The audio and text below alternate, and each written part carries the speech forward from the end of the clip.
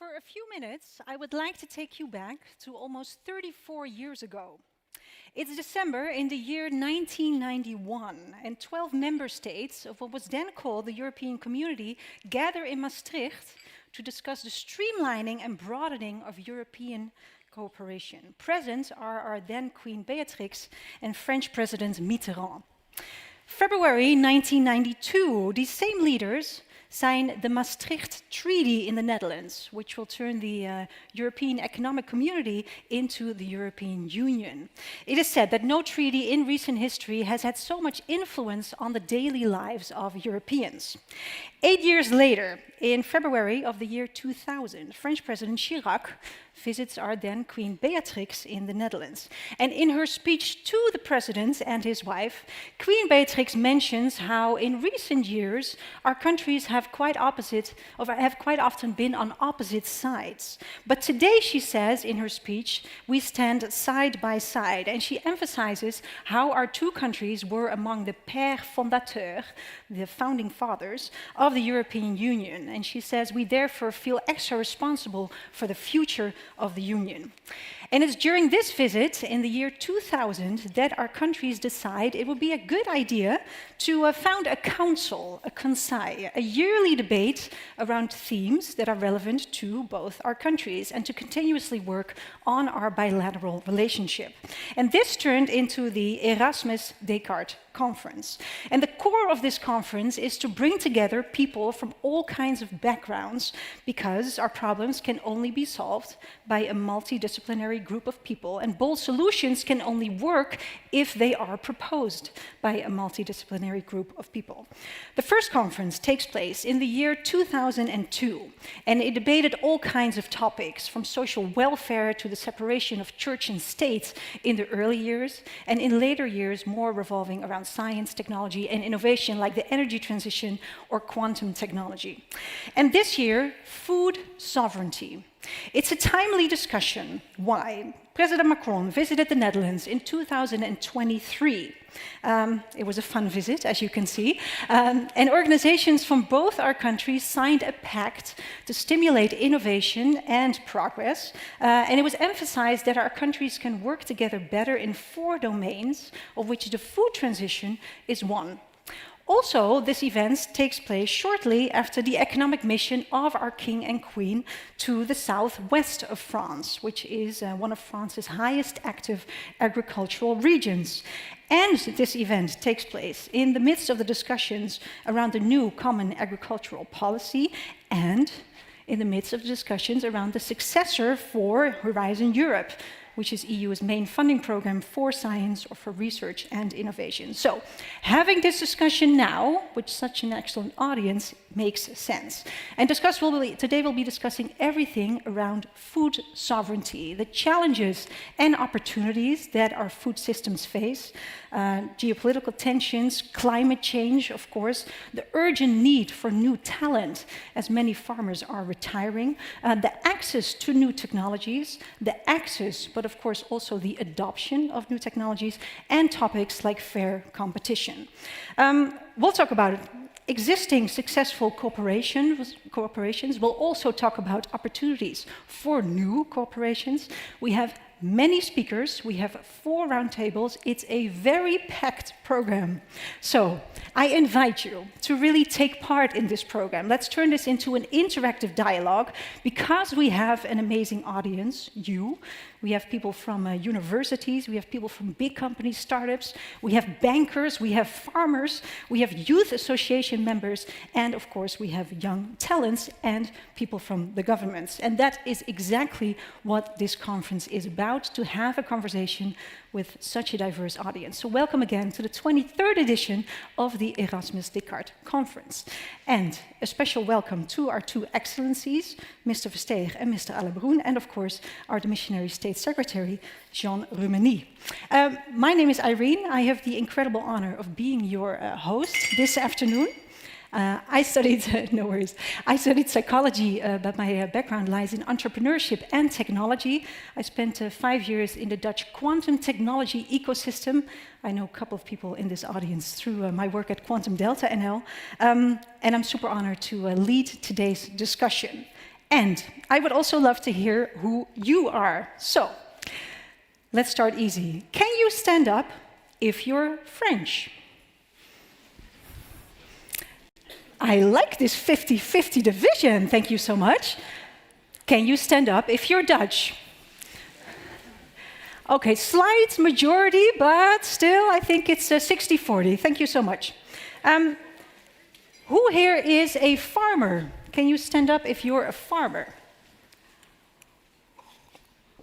Okay, I see 6 people, 2 ladies also. Who here is a researcher or part of a university? A great number of people. Welcome, thank you. Who here works in industry? The farmer lady is also working in industry. Yeah, I get it. Okay, thank you so much. Who here is an entrepreneur or part of a startup? Yeah. Welcome to the entrepreneurs and startup people. Who here is a policymaker or works for the national or European government? Okay, quite a few. Yes, of course, the ambassadors are standing up and say thank you so much. And then, last but definitely not least, who here is a young talent? Student, PhD student. Boo! Maybe give a warm round of applause to the young talents who are so important. Thank you. I have a couple of statements, and I would like you to stand up if you agree with the statement. I have a catch box, and I'm going to give you the room to give some context. Okay. This statement is, our biggest threat to food sovereignty is not geopolitics, it's fragmentation inside the EU. Our biggest threat to food sovereignty is not geopolitics, but fragmentation inside the EU. Can you please stand up if you agree with this statement? And of course, you're also making a choice if you're sitting down, so don't think that... No one feels this way. Yeah, 2 ladies are... Yeah, I'm going to come to you now, of course. Yeah, that's why you were hesitating. Don't worry. Can I ask you to stand up again so we can see you? What's your name and the organization that you work for? You can speak into the little black... Yes, my name is Annemarie Breukers. I work at TKI Agri-Food. And you agree with the statement that the biggest problem is fragmentation inside the EU? Yes. Can you explain a bit more? Because you're part of the very big minority. Yeah, I'll try, because food sovereignty, I think, in Europe, none of the countries in Europe is sovereign in terms of food in itself. We can only be sovereign together as one Europe. Yep. And then if you look at geopolitics, they've been of all ages. We have them now, but I think 10, 20 years ago, 50 years ago, and we will have them in 50 years again. So that's not something that you can exclude at any time. But what we can exclude what we can include is to be robust towards geopolitics. Yeah, and you think we're not robust enough because we're too... I don't think we're robust enough now. Yeah, no, I think we are too much focused on food sovereignty at the national level, at national interests, competition. Yep. And I think we really need to make steps in this. Thank you so much. And welcome also. Thank you for being here. Okay. I have one more statement. I have time. Well, yeah. Okay. Europe's food sovereignty, Europe's food security depends more on attracting young farmers than on new technologies. Europe's food safety depends more on attracting young farmers than on technologies. Yeah, okay. Let's give a young voice. What's your name? Oh, Peter. Hi. Yeah. Sorry. I felt a bit of need that I had to stand up. Can you explain to the audience who you are? Yeah, I'm Peter Mederdorp. I'm the president of CISIA, which is the European Council of Young Farmers. So I felt a bit. And a farmer yourself. Exactly. I have a farm in Groningen. No, but it's interesting because young people are tech savvy. They are in favor of adopting new technologies, and still you say it's more important to attract young farmers. Yes, because I also saw it a bit as a result of generational renewal that investments into technology are being done. When you take over your dairy farm, you install milking robots, yes or no. That's when you do a new investment. Moreover, given the fact that half of the sector is over the age of 55 and thus quitting in 10 to 15 years, well, it's quite a demographic which will significantly change the sector in the next coming decade. Yeah. Thank you. And we're going to hear more from you in one of the roundtables, of course. Thank you. Okay, now we're going to do something which is a bit odd. You'd usually do this at the end, but we have a couple of esteemed guests who can't make it until the end. So we're going to start this conference with a group picture. So Leslie is going to come to the audience. Would you like everyone to stand up, Leslie? I'd like to, but I'm not going to be able to take the sides. So people on the side... Please, everyone on the side, get up, make your way to the middle. And I suggest that we count backwards and we do food sovereignty, and then we keep the E.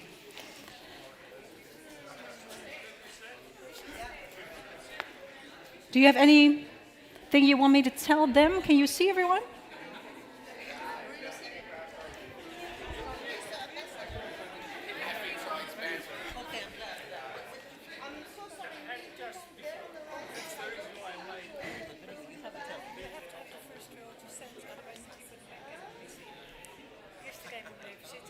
Ja, nou, ze komt van boven. Maar Leslie, do you have suggestions? Yeah, that's the problem. Really, I see from you. So everything that is behind you, I don't see. Okay. Because of the time, let's try and make it work this way. Yeah? You know, otherwise I'll take a few pictures. Okay. I'll take, okay. 1, 2, 3. Food sovereignty!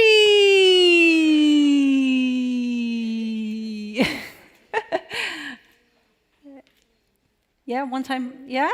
One more? 1, 2, 3. Food sovereignty! I'm so sorry, but You're making it work, Leslie. Pragmatic attitude, that's what we need. Thank you so much. Okay. We will be hearing our opening remarks by Jean Rumeny, who's probably one of the most internationally experienced figures in Dutch agriculture. His name may sound French, but he was born and raised in Amsterdam. He studied at Wageningen University and joined the Ministry of Agriculture in the early 80s, and he built a career that now spans almost 4 decades. From the late 80s onwards, he served as an agricultural counselor representing the Netherlands in Europe, in the United States, in South America, and Southeast Asia. And in 2023, he appeared on the candidate list of the political party Boer-Burgerbeweging, which translates to Farmers' Citizens Movement. And in a profile, colleagues described him as someone who knows exactly how things work in Brussels. And it's probably this experience and expertise which is why in July 2024 he was appointed State Secretary for Agriculture, Fisheries, Food Security and Nature. Please welcome Jean Rumeny.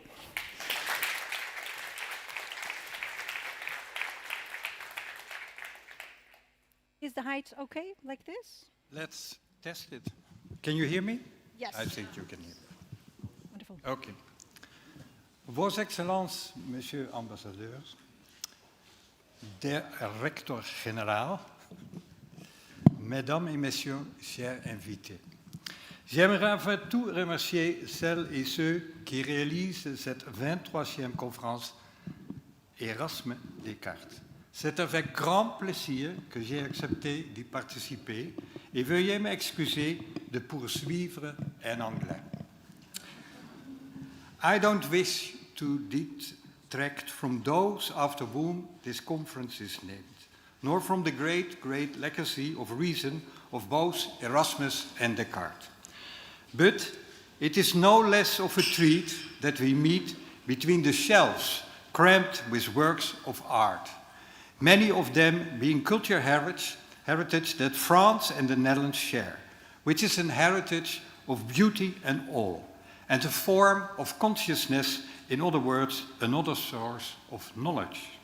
So I would like to congratulate the Institute with its choice for this wonderful environment.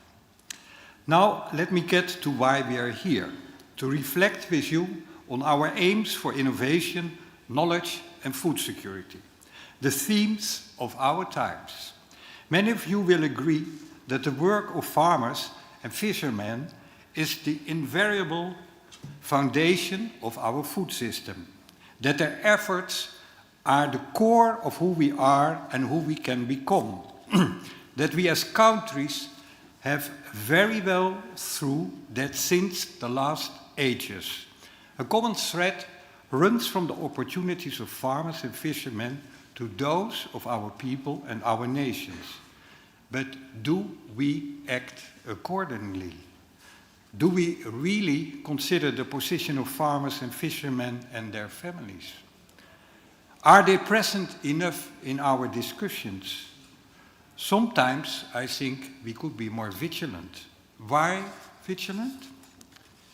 Most of us have grown up in prosperity, in countries whose economies are driven by advanced agricultural knowledge and technology, where peace is taken for granted. We tend to think of our food system as an endless well. Our food is safe. That's normal.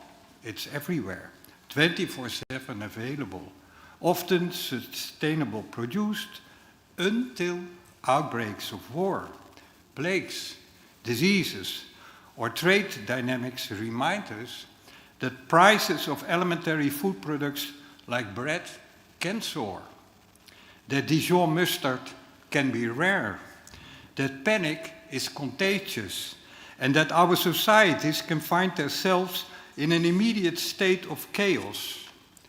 This is a fact of note against the backdrop of shifting geopolitical dynamics and interdependencies in food supplies. Secondly, farmers and fishermen in both of our countries are now being asked to shoulder more than they can bear, often feeling restricted by European and national rules. So much so that their young sons and daughters are looking for a different future now. They don't hide what that does to them. They call out how they risk becoming the sacrificial lamb and ask governments for recognition. Loudly, with one voice, be it by upside-down flags or by reversed town signs across the countryside. So this is my plea to you. Let vigilance be our very first step to reverse this. This means lending farmers and fishermen our ears, genuinely appreciating their work, taking into consideration real and actual economic constraints. These are meaningful deeds that ultimately do change, if consistently done, dependencies. They help to erase economic vulnerabilities and allow for more social economic development. It would be another step forward to foster climates for innovations. And yes, these climates could be restless assets. I know this from my own experience. But I also know that the drive to improve things is deeply human, not a novelty. We can draw a lot of inspiration from our compatriots. I myself can think of Simon Groot, who came from a Dutch family that had been active in seed trade and breeding for generations. He helped families from all over the world by providing vegetable seeds adapted to their circumstances, combining that with education. How to sow, what should you do for a better yield? I could do a project with him myself in Indonesia. Innovation is not just dumping knowledge.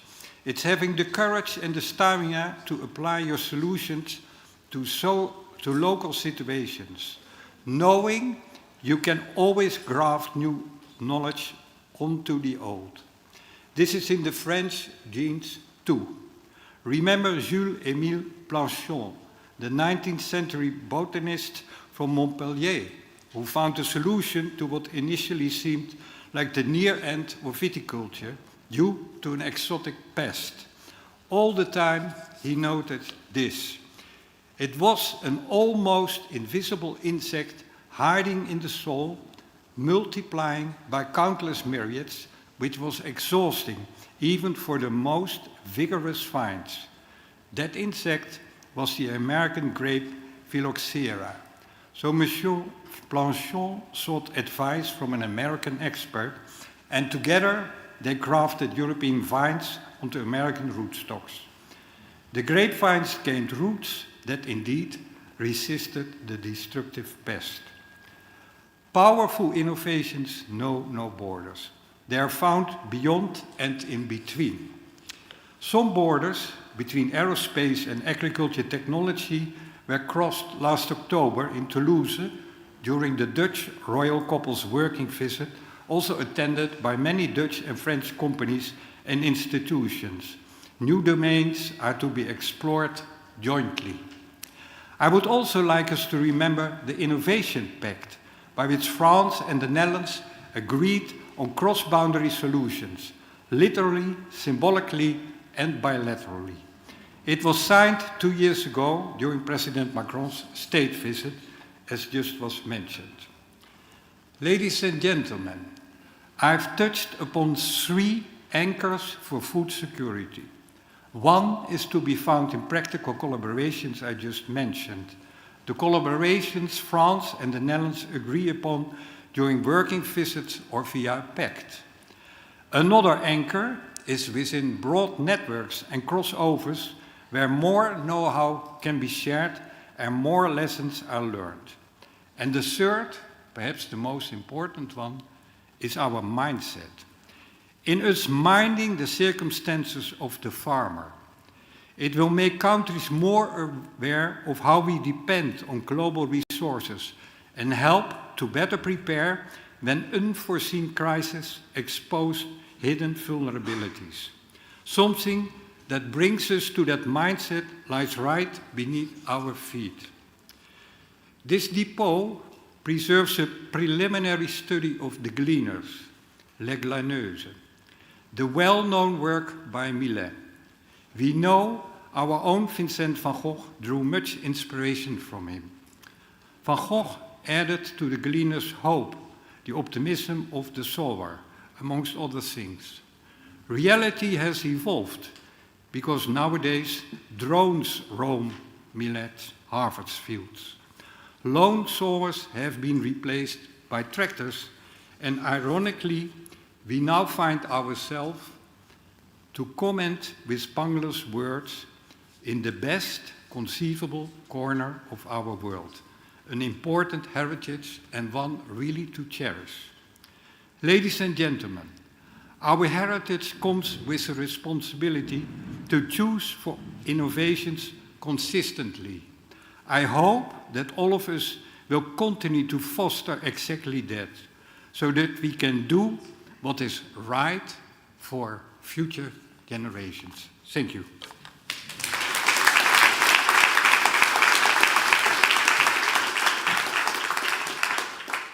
Thank you. We will now watch a video by the French Minister of Agriculture, Food Sovereignty and Forestry, Annie Genevard.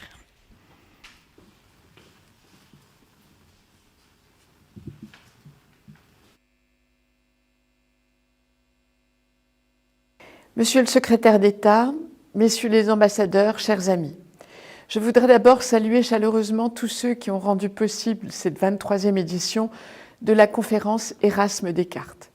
Le thème que vous avez choisi, la sécurité et la souveraineté alimentaire européenne, touche au cœur même de mon engagement de ministre et revêt une importance majeure pour nos sociétés.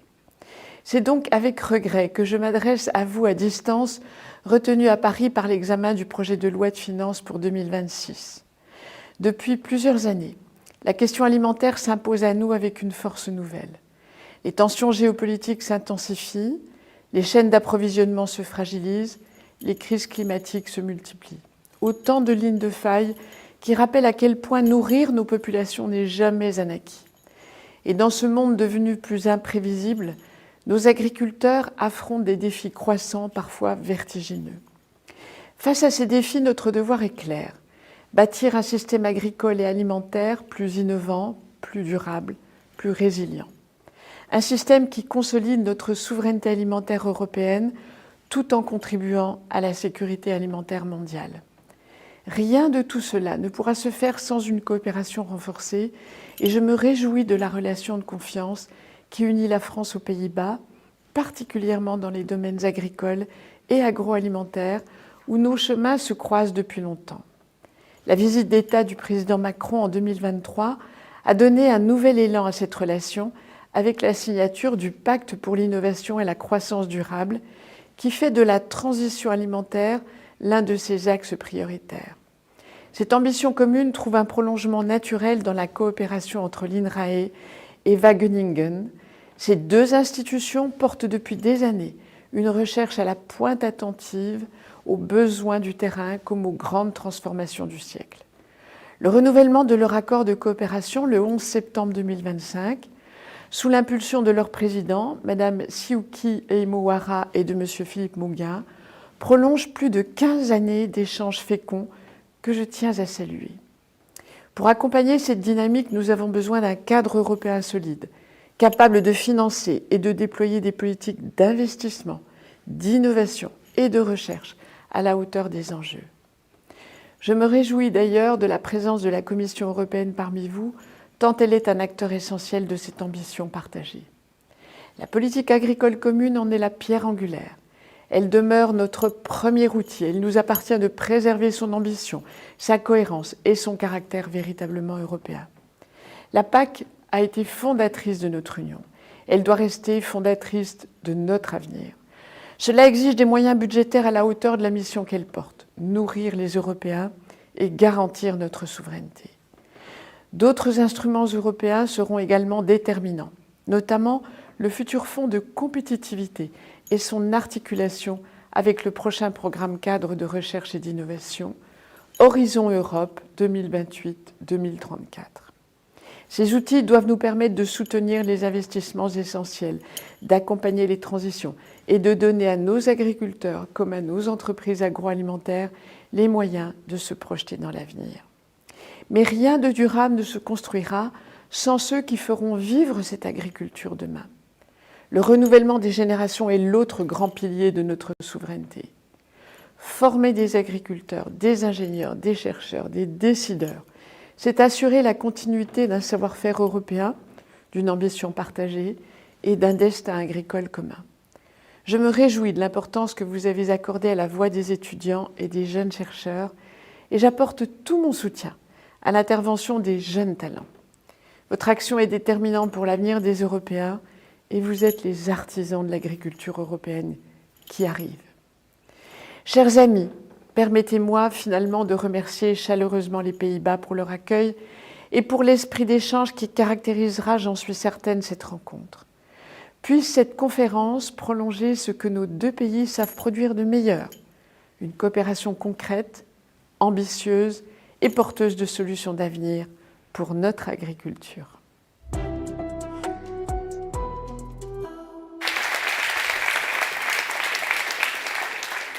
Wonderful. Okay, we heard just now that attracting young talents to this sector is of utmost importance. To make sure we don't just talk about this new and young generation, we have the Young Talents Program. And this is quite literally about giving them the stage. It's the ultimate example of giving them the stage. They are 12 bright minds, students and PhD students. They worked on 2 self-defined challenges since September, and we're now going to hear from 2 people, 2 pitches, 2 teams about what they've been working on since September. Can I please invite to the stage Team 1? They worked on the challenge Agri-Food System for future generations. Please give a warm round of applause for Juliana Veldhuizen and team.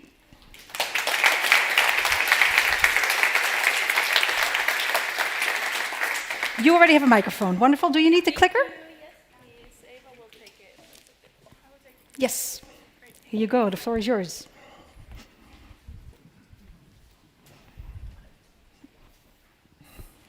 Food sovereignty does not exist. And let me tell you why. Out of 100 euros spent on food, only 6.4 goes to agricultural production. Is this how we create sustainable competitiveness? During COVID-19 lockdown, panic buying in Europe caused massive disruptions. Does this look like a resilient system? And what about sustainability? In Europe, we waste 88 million tons of food every year. That's roughly 20% of all the food produced. Is this how we create a sustainable food system?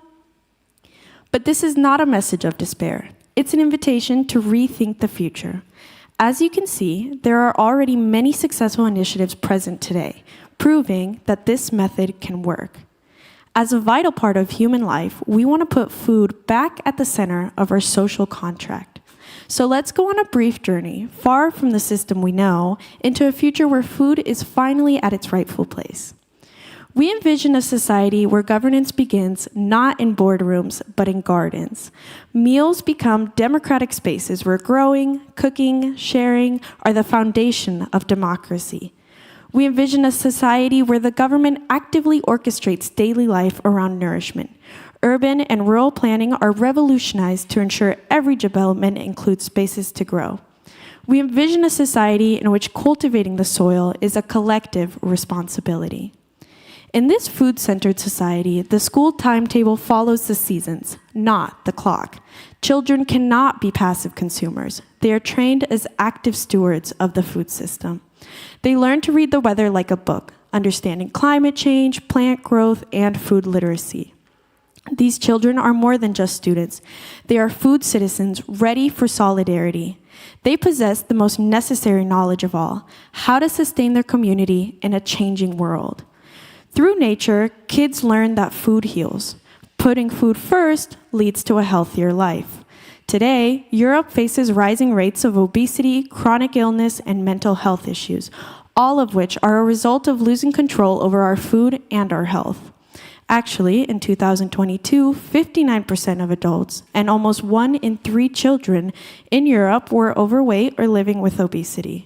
Food citizenship is a public health intervention because we cannot separate our food system from our health systems. Gardening means less stress and more mental well-being, and cooking with fresh ingredients means more nutrients, less processed food, and a healthier diet. We envision a society where food citizenship removes old barriers by creating new solidarities. We envision a dynamic seasonal mobility.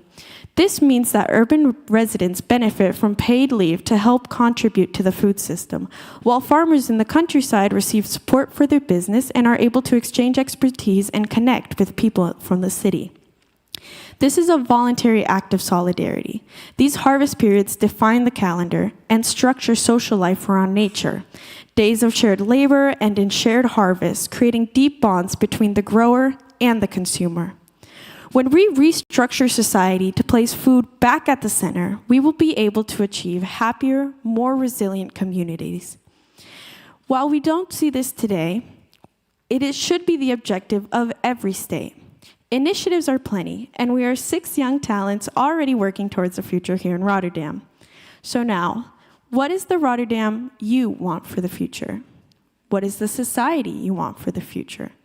Stop betting on the few and empower the many. Build with us a food system that we truly own. Thank you.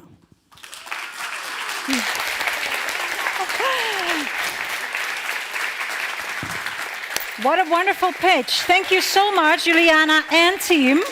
Talk about a vision for the future. Thank you so much. Thank you. Thank you. And I would like to invite to the stage group number 2, which worked on the challenge from food democracy to food sovereignty. Please give a round of applause for Laura Slot and her team.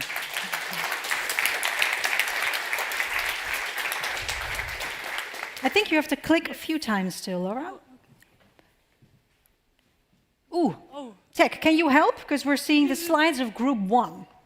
And we're supposed to see the slides of group 2. Or should I click? Laura, take a moment. No, I think... And when they're ready... Okay, another round of applause for Laura Slot and her team. Woo!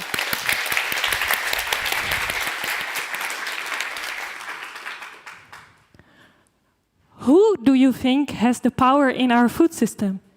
Is it you as policymakers? Or is it you as industry leaders? Well, we certainly know it's not the citizens, and it's also not our nature. So, at the moment, our food system is governed in a rather top-down way, and also it is rather complicated. And so consumers are thought to vote 4 times a day, and like they are seen as consumers. But they don't really shape the food system. They don't have this opportunity. So what we propose is to look more at how citizens can shape our food system, but also regarding respecting the environment, natural environment and cultural environment, and also that our future generations can do the same thing. So, because one of the problems that we have in our world is that our world is divided by political boundaries rather than natural boundaries. So this forms a disconnection of people with our environment. So because of this, we propose another way to actually look at the world. So we look at bioregions instead. So this is not like political borders, but it's actually natural systems that define how our world is divided, and this reflects the true connections that exist in our nature. So this is not only a natural boundary, but this is also reflects the cultural values that we have. For example, here you see Europe is not divided in countries, but rather in these bioregions, and this reflects better the food values that we have and the preferences as well. For example, like in the north, there is more consumption of butter, and in the south, more consumption of olive oil. And so to get to this point, to regard the bioregions, we need to look at the Food Sovereignty Assembly. This is what we propose. So how does this actually work? We thought of a way that is based on the Dragon's Den TV show. So these private and public stakeholders, it can be anyone, they defend their projects in front of a citizen assembly and everything regarding the region that they are in. In this way, the citizens deliberate on these projects and they can shape their own bioregion in which they live. And how are these citizens then selected? Well, of course, they're randomly selected, and it can be literally anyone, like no matter your age, your gender, or your culture, anyone can be selected to do this. And they will stay there for 6 months, and then the next people will be assigned. Their number of seats varies across bioregions, and they also have benefits, like they get educational material about food systems and about nature, and then also get days off granted, of course. So in this way, we will provide a better connection between citizens and nature and the region in which they actually live. And so you are all invited because the tables have turned. Welcome to the Citizens' Den. Thank you.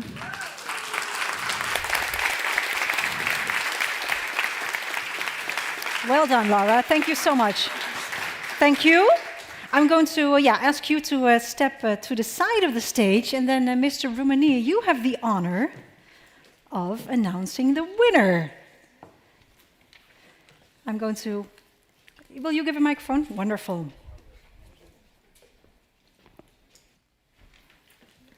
Thank you. Ladies and gentlemen, the moment, as being said, has come to present the Young Talents Award 2025. In doing so, I really fully support on the expert judgment on the jury and a bit also on my own compass. And when I think about that compass carefully, it confirms it has never failed to point towards the next generation. Dear future generations, dear team members, I have the honor of announcing one winner among you, but of course the award is meant as an encouragement to all of you. A beloved academic metaphor is that with our knowledge and talents, we are like dwarfs standing on the shoulders of giants. Thinkers such as Erasmus and Descartes were giants, symbolically speaking. Suppose they were among us today and had just enjoyed that lunch prepared by Jim de Jong and his team. Perhaps the young Descartes would have put a piece of bread on Erasmus' plate. Ah, bread, Erasmus would have recognized. The simplest food, yet also the most precious. Without the farmer, we would neither think nor write, nor eat or dine. Perhaps Descartes would then have stared, very much in doubt, at the glass in his hand.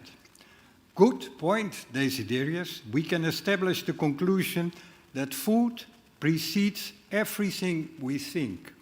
It is a fact, indeed, that the farmer's work is not merely a profession, but the foundation of all else, including reason. Reason rests on the work of rough hands. Erasmus again. Cogitamus, cogitamus, cher René. Out of love for knowledge, we both know how prosperous the Dutch of Burgundy is. Why then is the farmer despised as if he is very worth less? And why must he also suffer from dukes and monarchs who wage war against one another? I've seen ruined harvests and battlefields. They keep sending young men to their deaths. Is that not the height of folly and vanity? Descartes. People find it difficult to accept that reason. Once liberated, can be infinitely powerful. May I be so bold as to recommend my method to you? I admit it is somewhat elaborate, but it helped me to realize that war is a mental state, a confusion of the mind caused by habit and ambition.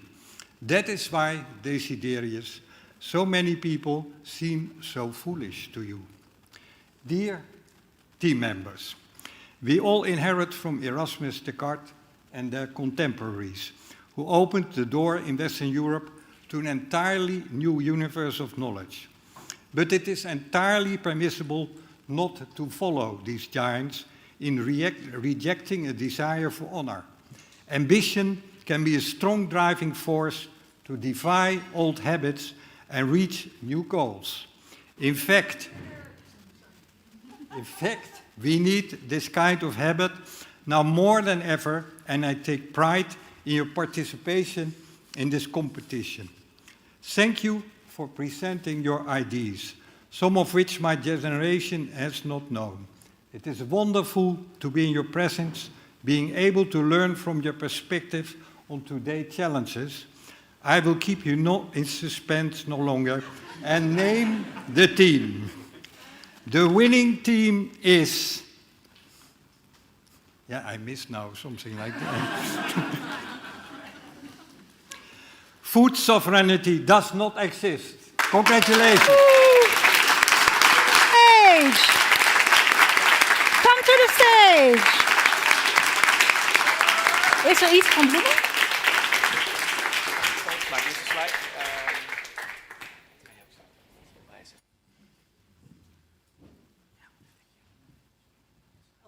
Leslie will come to take a photo. Leslie, are you ready? One more round of applause for the winning team! Woo!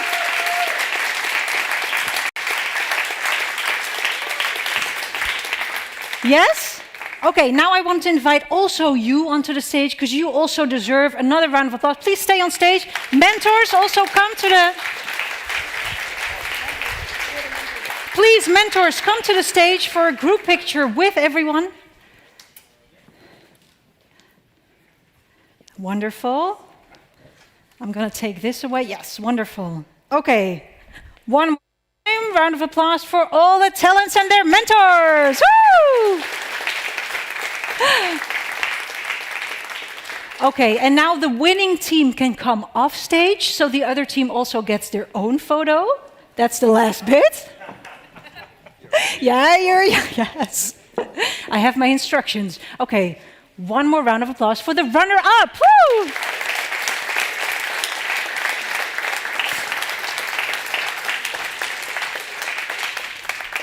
Yes, I get a thumbs up. Thank you so much. Thank you, and also thank you for presenting the award. Oh, would you like to say something more? Yes. Yeah, it's on, it's on. Yep. But to conclude, you're all invited to the Salon de l'Agriculture in Paris. Thank you so much, Mr. Romani. Okay. It is time for our first round table. There are 4 round tables in this conference. This first one will sort of be the overarching one which will guide the other 3 that go into a specific direction. This panel, or this roundtable, will be introduced by Pierre-Marie Aubert.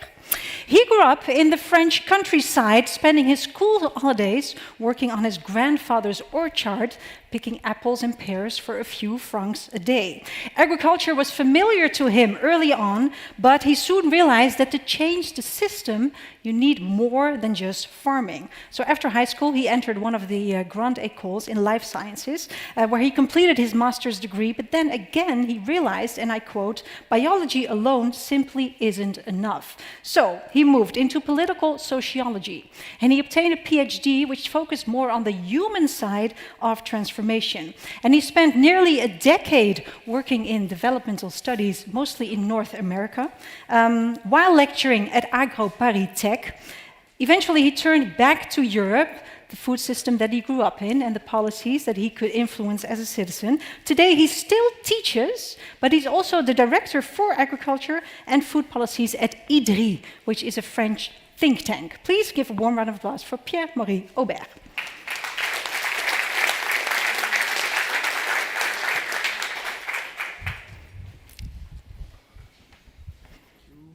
Good afternoon, everyone. Thanks for having me this afternoon. So, yeah, the question is why too big to be addressed in like 3 or 4 minutes. But the idea is to look at this question of food sovereignty, and first of all, to try to understand why did this question come to the agenda. And the question came to the agenda because basically Europe has to face, and the European food system has to face, the 3 key factors, at least the factors that are considered as being key for endangering sovereignty, which is like dependency over third countries, geopolitical risk, and the fact that we have supply disruption risks. And what I'm going to do in the next few minutes is to explain or show you things that probably you know, but why the current EU food system basically is facing those kind of risks. And to do that, we need to understand or to look or to have a common understanding of how the food system works. So how the food system works? Well, we have here the boundaries, the dotted lines, and our food system has basically as a backbone biomass production. We all need biomass to feed humans, to feed animals, and here already we have a number of dependencies that arise because to feed animals, we use the biomass we produce in Europe, what we import also a lot. So here I've just put biomass we imported from Ukraine before the crisis, but there are also, of course, biomass we import from Latin America, another form of soybean, etc. So to feed our livestock, we need not only the biomass we produce, but a lot of biomass we import. And this is all the more important that we need also amino acids to complete that biomass, and most of the amino acids we use come from elsewhere, and mostly from China. And why is this important that we need to import so much biomass is also because there are also other needs that need to be fulfilled with the biomass we produce in the EU for non-food uses, and they are numerous. Of course, bioenergy, but also a lot more of biomaterial. But if biomass is, so to speak, the engine of our food system, we need the fuel. And the fuel of our food system is basically nitrogen, phosphorus and potash as well, but nitrogen is the easiest to model. And you all know that the bulk of the nitrogen we use is not produced in the EU. It comes from other countries, and countries we might not really wish to continue to trade with, or where there is a little bit of a risk. So things have evolved. It was Russia first, now it's a little bit, anyway. Normally there was another graph here, but anyway. And the thing is that the nitrogen, which is the fuel of the food system, is basically flowing around to feed a lot of cattle, leading to massive production of meat, eggs, and milk, which we consume in too much quantity. So here is the amount of protein we consume a day, 100 grams, and we know that this is well beyond what we would need, and the animal proteins is in gray. What we would need is twice as less as what we consume. And it's not only too much compared to what we need, it's also way too much compared to what is available for the rest of the world. So it's also a matter of global social justice, right? Why is it important to look at how much animal protein we consume? It's because it is one of the key drivers of our dependency upon both biomass we import for feed and nitrogen we import for biomass production.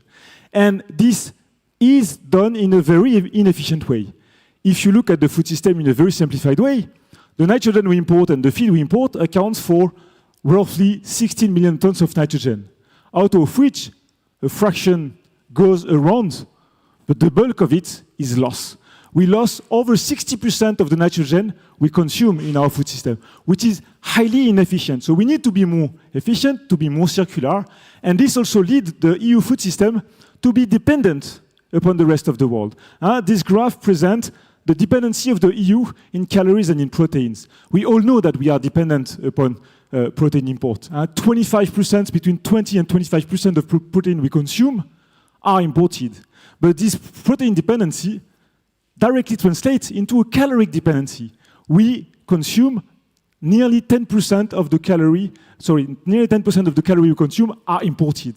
So we need to change our food system, we know that, and there are two ways in which we know, we all agree we need to do, is first, increase circularity, second, increase diversity. And this points to three big policy needs in terms of innovation: invest in plant protein, invest including biofermentation, precision fermentation to develop also the amino acid we need, invest in industry policy to have stronger food value chains from the beginning to the end of the value chains, including funding transaction costs to structure those value chains, and invest in innovation to support what needs to be developed.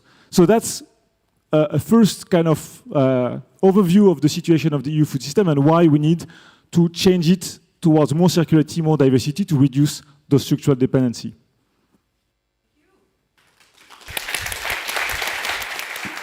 Thank you so much. You can keep the microphone. We're going to get some chairs onto the stage, so you can take the right chair once there is a chair, and I will introduce the other people on this round table, starting with Diego Cangafano. He is originally from Spain. He studied law. He became an assistant professor first and then began his career as a lawyer in Madrid. But in 1991, he changed his path and he joined the Council of the European Union as an EU official. He's advised EU commissioners in the fields of transport, of industry and entrepreneurship, as well as the president of the European Parliament. And since 2014, he is working in the European Commission's Directorate General for Agriculture and Rural Development, right now serving as the Acting Deputy Director General. Please welcome Mr. Diego Cangafano.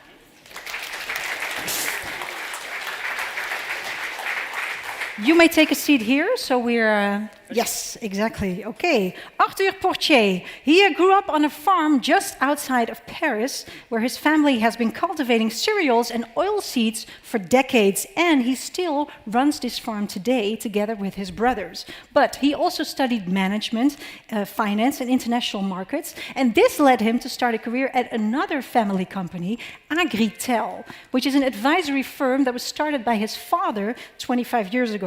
Why? Because his father saw early on that farmers need to understand how global markets shape local prices. And in 2021, Agritel was acquired by Argus Media, which is a global leader in price assessments and market intelligence. And Arthur stayed on as a senior consultant. Since 2015, he's been traveling to the Ukraine regularly to do on-the-ground research. Also, after the full invasion started, he's seeing how the war is influencing our global supply chains. His insights have contributed to the Farm Initiative, which was started by President Macron. And today he still combines both worlds, advising, being consulted, and being a farmer. Please welcome Arthur Portier.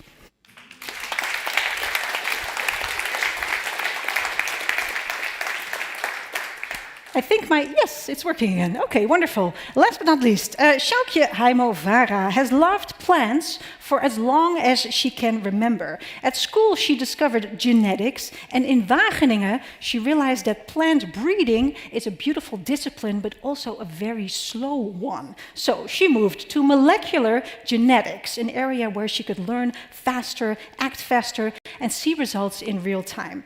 After graduation, she joined TNO. She obtained her PhD at Leiden University, and then she moved from research into leadership. First at TNO, and later at Royal van Zanten, which is a very big company in Dutch floriculture. She started as a R&D director and eventually became CEO. She spent 17 years at the company. The company was sold. She just stayed on for a transition year, and then she left and found herself without a job for the first time. It was nice for a while, and then she started receiving calls. Sjoukje, you should go here. Sjoukje, why don't you go there? And many calls pointed to Wageningen. She hesitated first, but the third call convinced her, and she applied for the job 4 hours before the deadline. She started in a different role, but in 2022, she became the president of Wageningen University and Research, a place she calls fantastic and work she finds meaningful every day. Please welcome Sjoukje Heimo-Vara.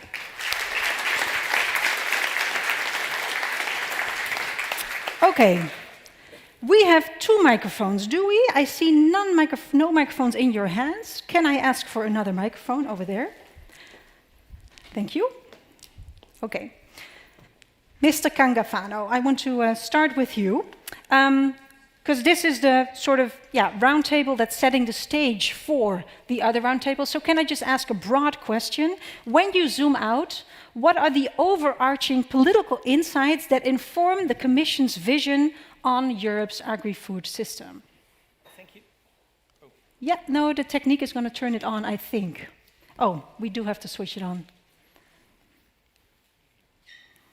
I wonder where? I think here. No? Yeah.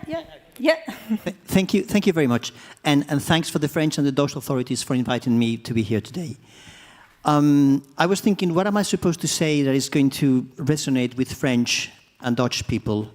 And I'm going to mention about how important agri-food exports are. Researchers, normally we don't hear that very often. We hear complaints about imports, but we don't speak so much about exports. And let me mention... Exports or experts? No, exports. Exports. Agri-food exports, I want to mention. I think we're all familiar how powerful France is and how famous are their cheese, wines, champagnes, and so on. I see people nodding their head. Undisputed. And I think we're also familiar how good the Dutch are with exports, and I'm happy to mention that here in Rotterdam, which is essential not only for the Netherlands, but also for the European Union as a whole. We, the Europeans, are exporting agri-food more than ever. More than ever. And we have a fantastic trade surplus, which was of 70 billion euros in 2023, 64 billion trade surplus in 2024, so we export much more than what we import, and this is going to continue. And this is going to creating growth and jobs in the whole economy, and not only in the agri-food sector. Now, in one of the slides, there was this reference that all of this money, just a tiny part goes to farmers, and that's correct, and that's what we need to improve. 6%. But exports will keep growing, and let me say something blunt, because we are the best of the planet making food and drink. As simple as that. I love this positive start of the event. We are the best on the planet in making food and drink. We are not the best of the planet on everything, but making food and drink, we, Europeans, we are the best of the planet. We are the old continent. We've been producing fine food for ages. So we have this great advantage in the world, which is making us that we are exporting more. Now, when I mention this issue of the exports, someone will say, yes, but we need to buy local. I agree. I entirely agree. But please, don't make it a contradiction. Both things are complementary. We have to eat local. We have to use short supply. But we're doing a good business in agri-food sector, and it's good for the economy as a whole. If we only buy local, we don't drink coffee. Can you imagine life without coffee? Can you imagine life without coffee? There's a revolution if there is no coffee. Can't you imagine life without tea? Without chocolate? Can't you imagine that? Well, we import cacao. We import coffee because we need it. So you cannot only think exclusively local. Both things are complementary. Now, what do we do as European Union to try to facilitate? We want to diversify the exports. There was a mention on the imports. I'm going to mention on the exports. The more we diversify, the better we are negotiating and opening markets, opening opportunities. And this is not going to stop because the middle class, the growing middle class in Asia, Africa, and so on, they want to eat and drink like you and me. Mm-hmm. And this is going to go up. So I think I wanted to mention this plea in favor of trade, and I want to say here in Rotterdam, in the heart of European trade. Thank you. Does anyone want to respond to this? Because Arthur, I was going to ask you about the main challenges, but maybe first as a farmer and also as a consultant advisor, how do you listen to what?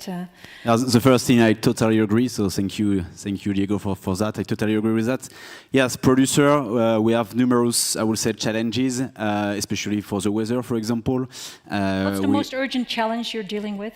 I mean, whether it's one and part of that, I will after just talk recently that we have one increasing, which is the geopolitical part, also the regulatory and regulation. But for example, just for the weather, because the prices will also depend on weather, and you know that we have a big impact on the prices on our farm and how to produce.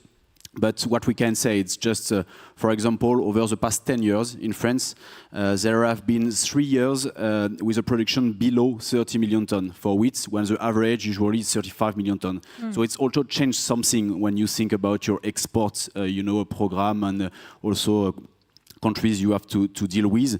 More recently, as I said, we have geopolitical also take the lead on the markets, and we are mainly dependent to what is happening in the international side. Just few examples on that, but after the Ukrainian crisis, Ukraine stopped to export through Odessa, which represented 95% of the export in the country. The wheat prices in the international stage soared to 380 euros per ton, and we are now below 200 euros per ton. So you can imagine the huge volatility we have on the market. And as you know, volatility, it's make managing our farm difficult, I would say. So this is also a challenge. We also lost, when I say we, it's the French operator, we lost the Algerian market following the president statement on the Algerian market, yes, following the French president's statement on the Western Sahara. And we have to say that and to highlight the fact that Algeria accounts for 50% of our wheat exports. So also in terms of strategy. Ooh, so that has a direct effect on your business. Direct effect, because I think it's something like minus 20, minus 25 euros per ton on the wheat market in Euronext, which is, I would say, not sustainable currently. So that's why we have to work also in terms of geopolitics and to find some new partnership. We are not only there to feed some people, we also have to work in partnership. We can think about Morocco, especially on the nitrogen or phosphate market. So this is also part of the job. And finally, I think regulation also have some impact on the market, regulatory, I would say. We have some big regulation, and we know that is something that we have to think in a long-term view when you are a farmer, and it's sometimes very difficult with the new policy, as they are working more in a short-term outlook, and difficult for us to invest in one direction when you have to just have a step back to 2 years after that. So that's also one of our main challenges. So whether geopolitical, innovation, for example, and also regulation and regulatory. Right. And Sjoukje, I was going to ask you the same question, but maybe you also want to respond to what you just heard. What do you think is the biggest challenge for food sovereignty in Europe, but also specifically in the Netherlands? Yeah, well, I think my neighbor already explained the bigger import problems. And then we should think, I think, as Europe and as the Netherlands, what do we want to be as a producing nation? Do we want to have food sovereignty, or do we want food also to be part of our economic earning system? And I think it should be both, and it should be also the second. But to go into the point of food sovereignty, we should wean off of the the dependencies we have now. So you already described, like feed, fertilizer, phosphate, potassium, and energy, in fact. Those are the dependencies we have to be food sovereign in Europe. And I think we should think about those, because those are also the ones that correlate with the factors that now threaten our sustainability of our food system. Because, of course, the food production as we have now is not fully sustainable. We already talked about the nitrogen surplus, but we should also talk about climate change, which is affecting food production. It is affecting our weather. It's affecting the south of Europe in the summer, the north of Europe in the winter, and in other ways. But it is also affecting our soils in many ways, but also, for example, in salinization of some more delta areas or in the Dutch polders. So to battle those long-term threats for our food production, and if we can, in fact, they overlap for a large part with the parts that are the dependencies that we have. So this intensive animal production we have in spaces, this is threatening our soils, but also our dependencies, because we depend on these feed imports. So I think these are the things that we can really think about, and we can, if we do this in a smart way, we can become more competitive, because these are problems that will be all over the world in but what does one smart mix look or like? Another. You say we should do this in a smart way. What does that look like concretely? That we don't think of going back to the history. So we don't think only about let's do it in the ways we used to do extensively. And I'm not against extensive agriculture, but this is not the only way. We should also think about modernizing in a sustainable way. And that is also when we get to a point where we can also think of exports, not only of our foods, but also of our knowledge.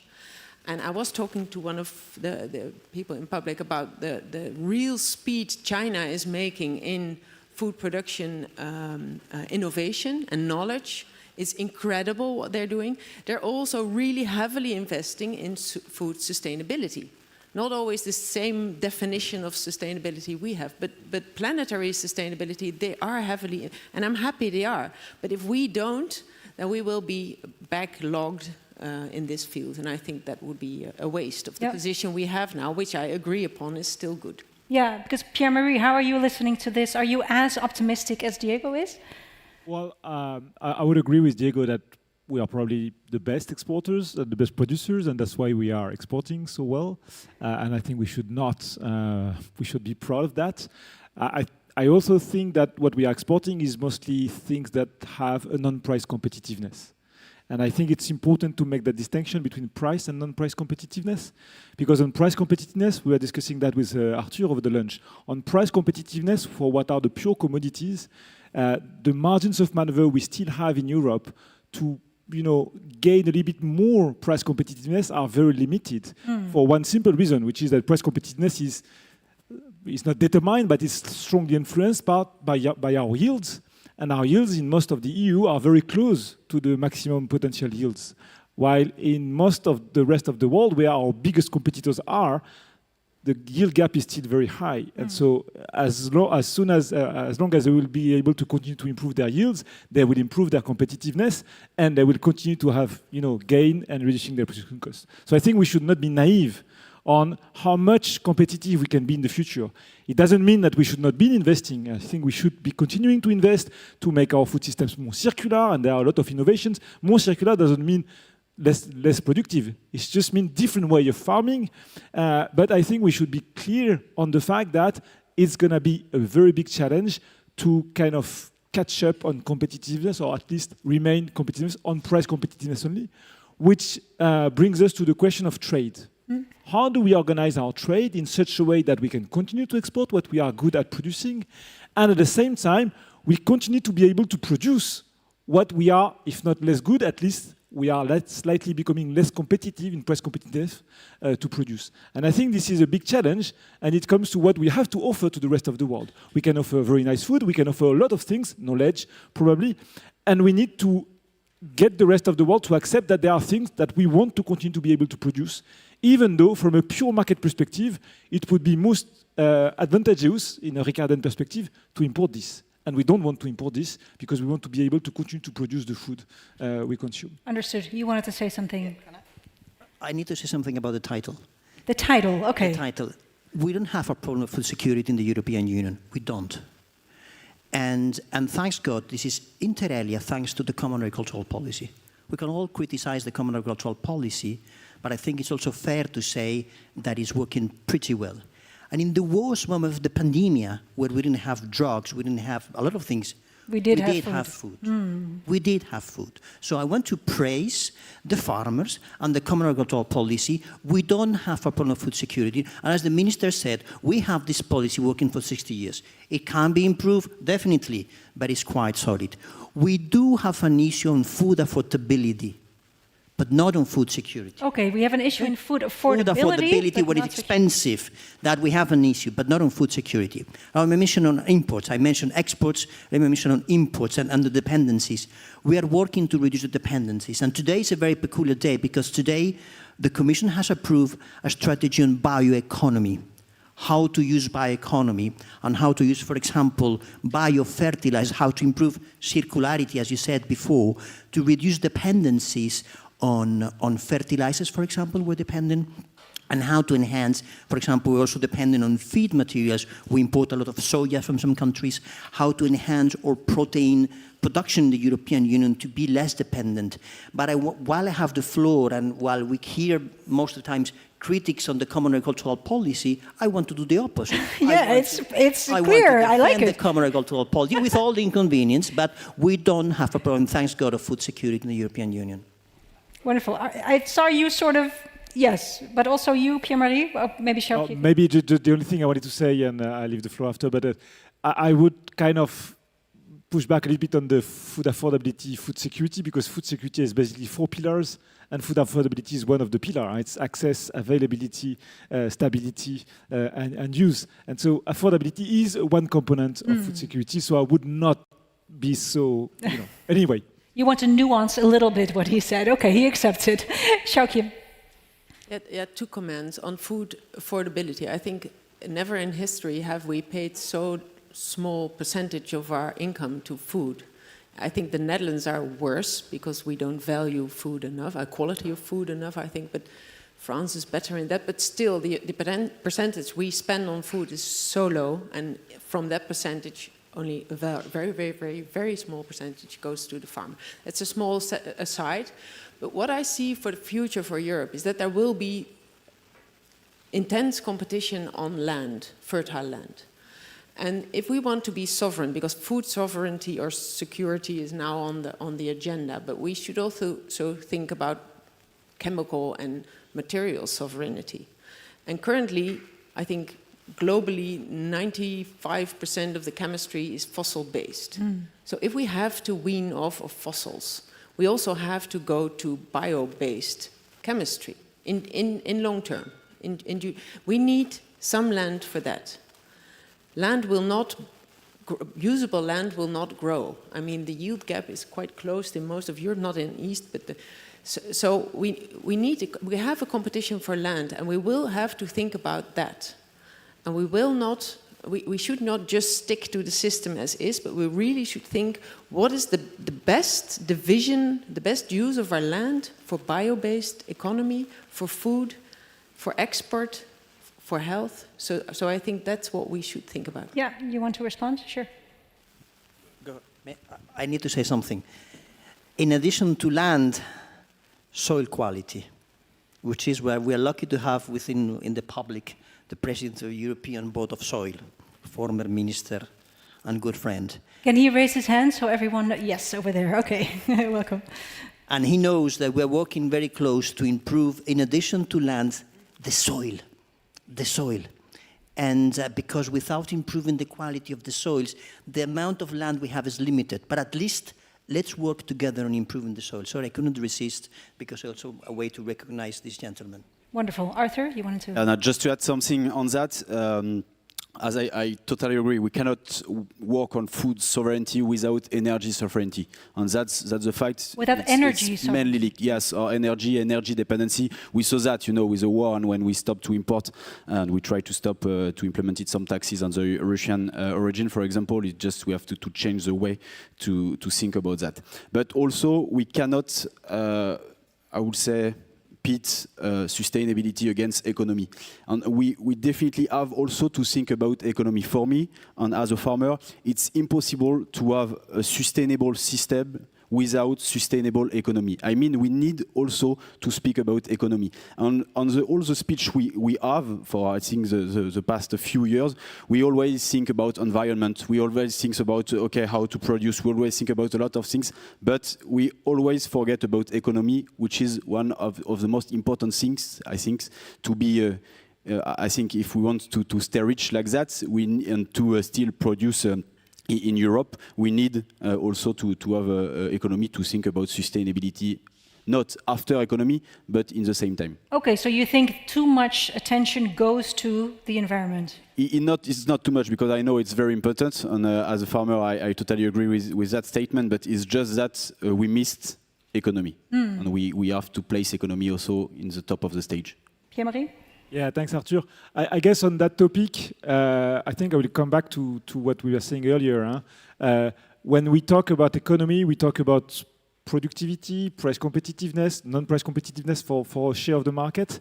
And I guess for a lot of species, we would like to see more in the fields. There's no business case. We are talking about the lunch about peas and a lot of protein crops.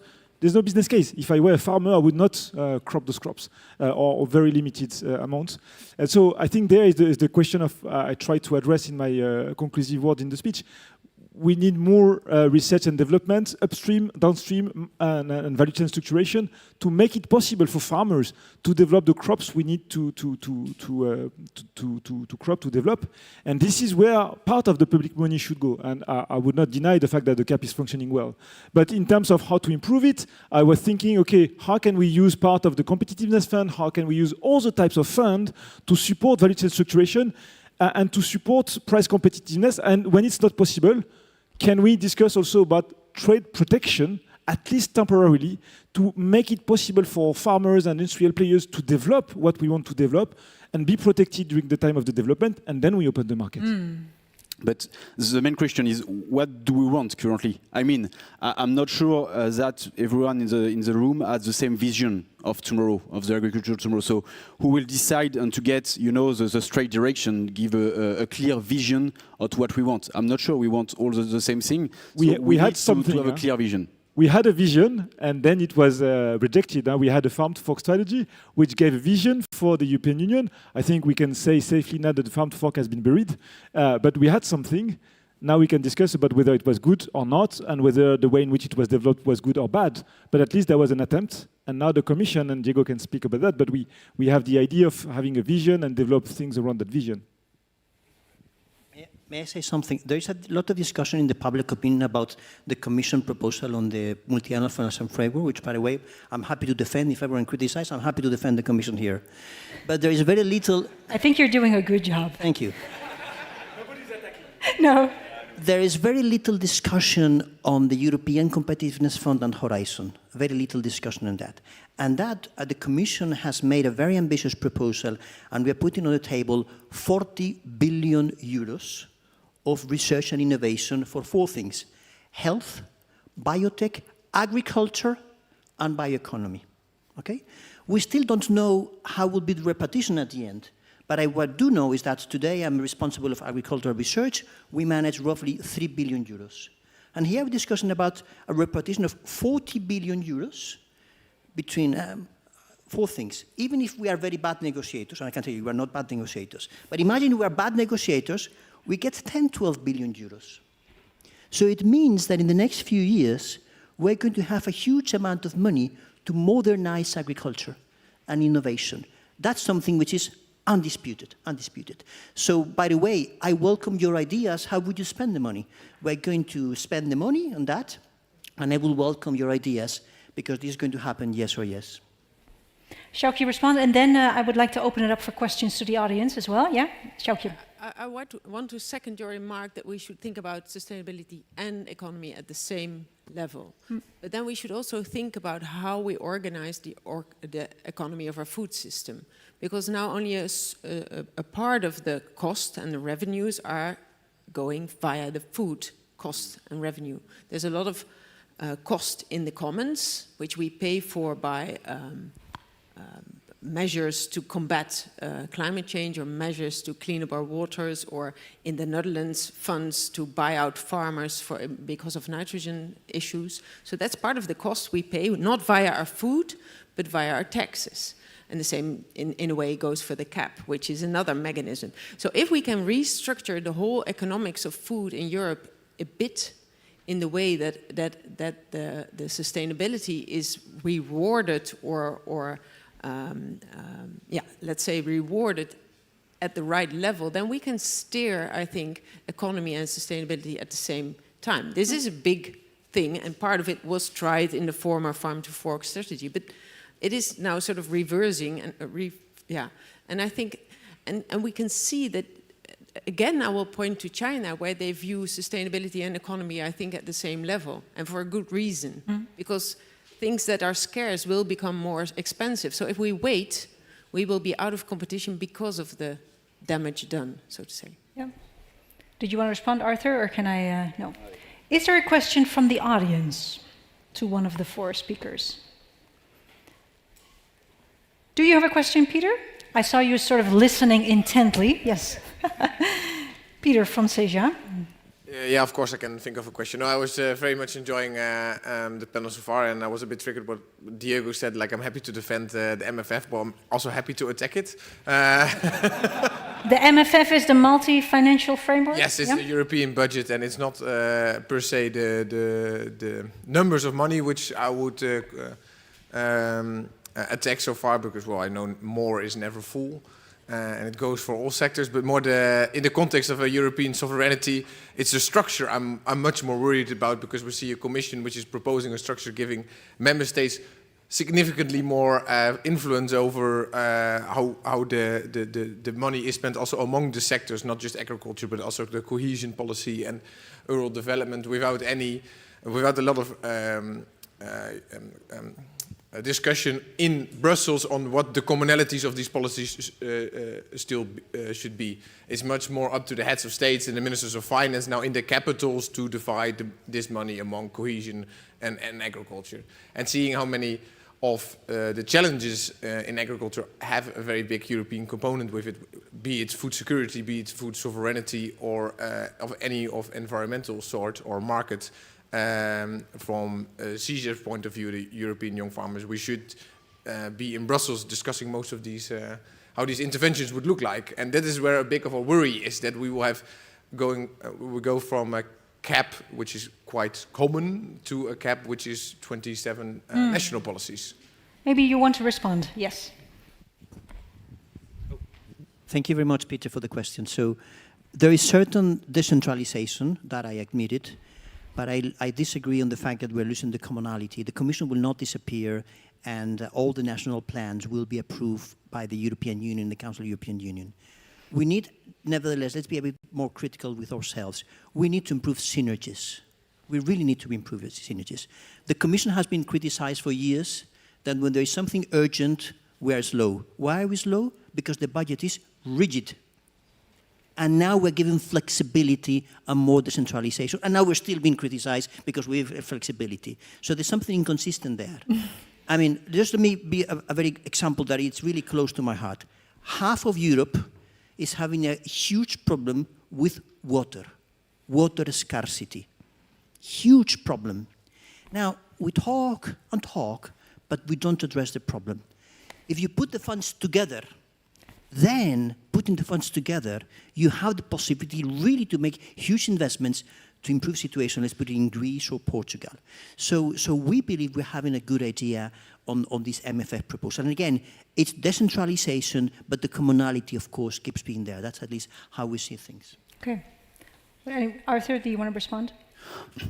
Not just what we can say also on the Cape, as we are talking about the Cape. My fear on that is that the sea of the common agricultural policy is becoming like a competitor now. Competitor. I mean, yeah, because we saw, you know, with people we are working with, that our neighbor could be now our main competitor. I mean, neighboring countries, and that's the main, I would say, fears we have currently in Europe, as we have with some people like Germany and so on, some competitor just close to us. And my fear is that CAP is not common and it will become a competitor, and that's not good, I think, for the synergy of Europe. Understand. Did you want to say something, Pierre-Marie? Because, yes, you can respond, of course. Just one quick point. I think what is becoming very complicated, and what makes your life at the Commission very complex, is that member states have different visions, different hopes, different needs, and I really understand why the Commission has wanted to give more, let's say, hold to the member states on how they design their policies. I think there is at least one thing that all member states have in common, and it's very well echoed the title of the conference, which is the fact that the number of risks their farmers, their actual players are exposed to is just growing in terms of frequency, magnitude, and variety. So what I would like to see more in what is going to be negotiated in the next CAP is like, how do we make sure we offer member states the right tools to really better manage those risks before they become crises. And because what we are doing now is that we are managing crisis ex post. It is costing a lot of money. It is distorting markets because member states do not have the same capacity to compensate farmers for crisis management. And so, you know, how can we improve that?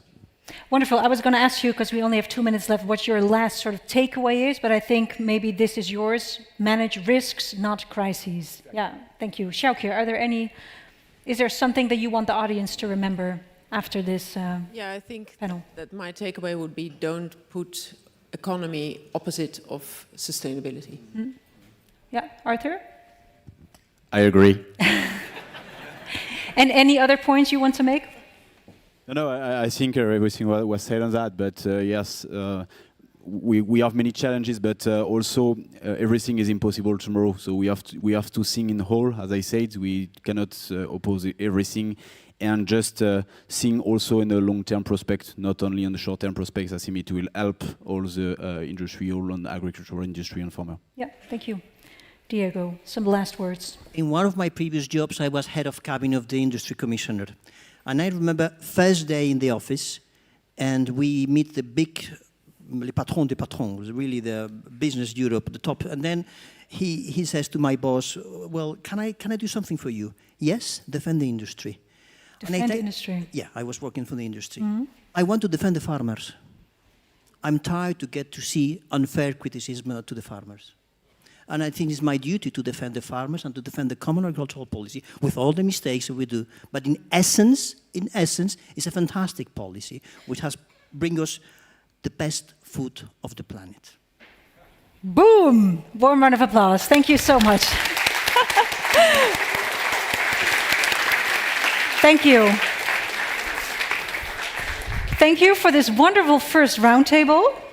We're going to take a short coffee break of 20 minutes. I just want to mention to the people who do still smoke, you can only smoke outside downstairs. Unfortunately, you cannot go there. We're going to stay here for the coffee and see you back in 20 minutes. Thank you.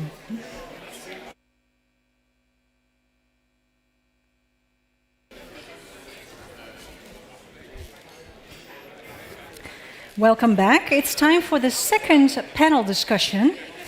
And this panel discussion is about investing in people and ideas. How do we attract new talent into the agriculture business? And how do we attract funding to fund all the innovations? I know some of you are still talking. That is what this afternoon is about. But still, I would like to introduce you to our four panel members, starting with Laurent Buisson. Laurent grew up spending his school holidays on the farm of his uncle, close enough to feel familiar with agriculture, but curious enough to follow a different route at first. He studied engineering in the 1980s. He specialized in computer science, and from the start he wanted to use technology to understand and protect the environment. So his master's and PhD was around was focused on natural hazards in mountain regions, and he was using modeling and AI to predict and mitigate risks. And then he started his career at INRAE as a researcher, and after 10 years he made a pivotal decision to not continue with science as a scientist, but instead to continue with science as to serve science through administration. And in 1995, he joined the French government. He had all kinds of roles, first regional, then as a scientific attaché in Chicago, then at the Ministry of Research. But in 2008, he got into academia, and he spent 10 years at the university we now know as Sorbonne University, eventually becoming the VP of Partnerships and Development. In 2018, he joined the office of the Prime Minister, but in 2021, he took on his current role, which is to be the Dean and Executive Director of AgroParisTech, which is the largest grande école in France dedicated to agriculture and has almost 3,000 students. Please welcome Laurent Buisson. Okay, Peter Medendorp, we already sort of met him just now. He grew up on a farm in the north of the Netherlands, working alongside his parents and brother, and in the next few years he will gradually take over the farm. But alongside farming, he also studied international relations in Groningen, as well as agricultural economics in Wageningen. And this made him one of the few of his cohort who both understood policy and actually came from a farm. Now, the European decision-making process always fascinated him, although he admitted that sometimes how policies play out on the ground can also frustrate him. And in 2020, he joined, we heard it this morning or this afternoon, the National Board of the Dutch Young Farmers Organization, where he worked on European affairs, and this led him to CEJA, the umbrella organization for young farmers in Europe. And 2 years ago, he was elected president. And today he divides his time between Brussels and the farm in Groningen. Please welcome Peter Medendorp. Okay, Eke Boesten first studied history, then switched to law. She earned her PhD in 2002 on a topic that was both technical and cultural: the legal status of underwater heritage, shipwrecks, deep sea resources, and the question of who owns what's lying on the seabed, a field that has many parallels with today's debates about deep sea mining. After her PhD, she first worked as a lawyer and as a consultant, but she felt that the work was not close enough to her purpose. She really wanted to have impact with her work. And a side job in education changed everything for her. What started as helping to write a curriculum as a side job turned into a career of 10 years in the green sector. In 2022, Eke joined Groenpact, which is a partnership that connects education, government, and business across the entire green domain, from what we call VMBO in high school in the Netherlands all the way to the university level. And today she is the program manager at Groenpact, working on one overarching mission, which is strengthening the green talent pipeline that is so desperately needed. Please welcome Eke Boesten.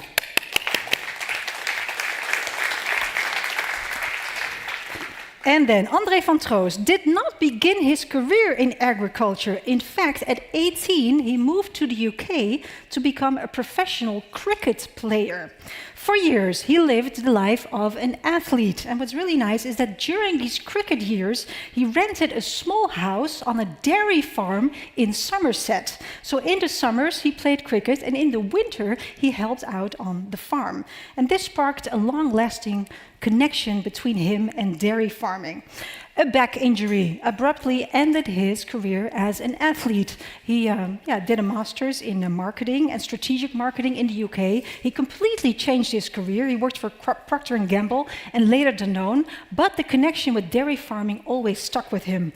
And he joined Lely in 2014 as a marketing director, 6 years later becoming the CEO, the first ever CEO not to come from Lely's family. And today he leads a Dutch company at serious scale.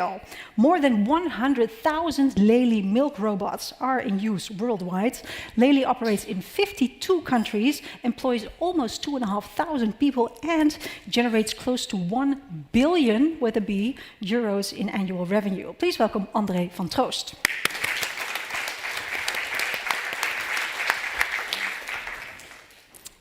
Welcome, André. Okay. Peter, I think I'm going to start with you, because you are the farmer in our midst. What's the biggest pain point for farmers at this moment, in your view? Yes, thank you very much. It's working. So in CISIA, we try to see everything through the demographic lens when it comes to agriculture, representing the 2 million young farmers which still are in Europe. 2 million young farmers, okay. Exactly, which is only 7% of the total farm population, or 11% when you take the age of 40. And as I already said a bit in the introduction, this means that half of the farmers will stop in 15 years, which will significantly change how our agricultural landscape will look like in the next decade. Then when it comes to the hurdles of young people to farming, to agriculture, or generational renewal as we like to call it, we see three main points of lack of access. It's access of land. So are you able as a young farmer, either coming from a farm family or outside of a farm family, to access land and access to, capital is a big part of it. So the second one is access to finance. You see that young farmers are 3 to 4 times more likely to get their loan application rejected by a bank. Okay. And access to knowledge and innovation. One of the persons on the panel will probably talk a bit more about it, but you see a lot of good innovations when it comes to agriculture, but that doesn't always mean that the innovations are also implemented. But why not? Can you immediately say why? Because that's a huge problem, of course. Well, it depends, of course, a bit on the region. But in this part of Europe, you see that licensing is a big problem when it comes to innovation. You're not getting a license for implementing certain innovation. In eastern part of Europe, you see that the lack of infrastructure and people who are able to help you with all the technical stuff the maintenance is a big problem.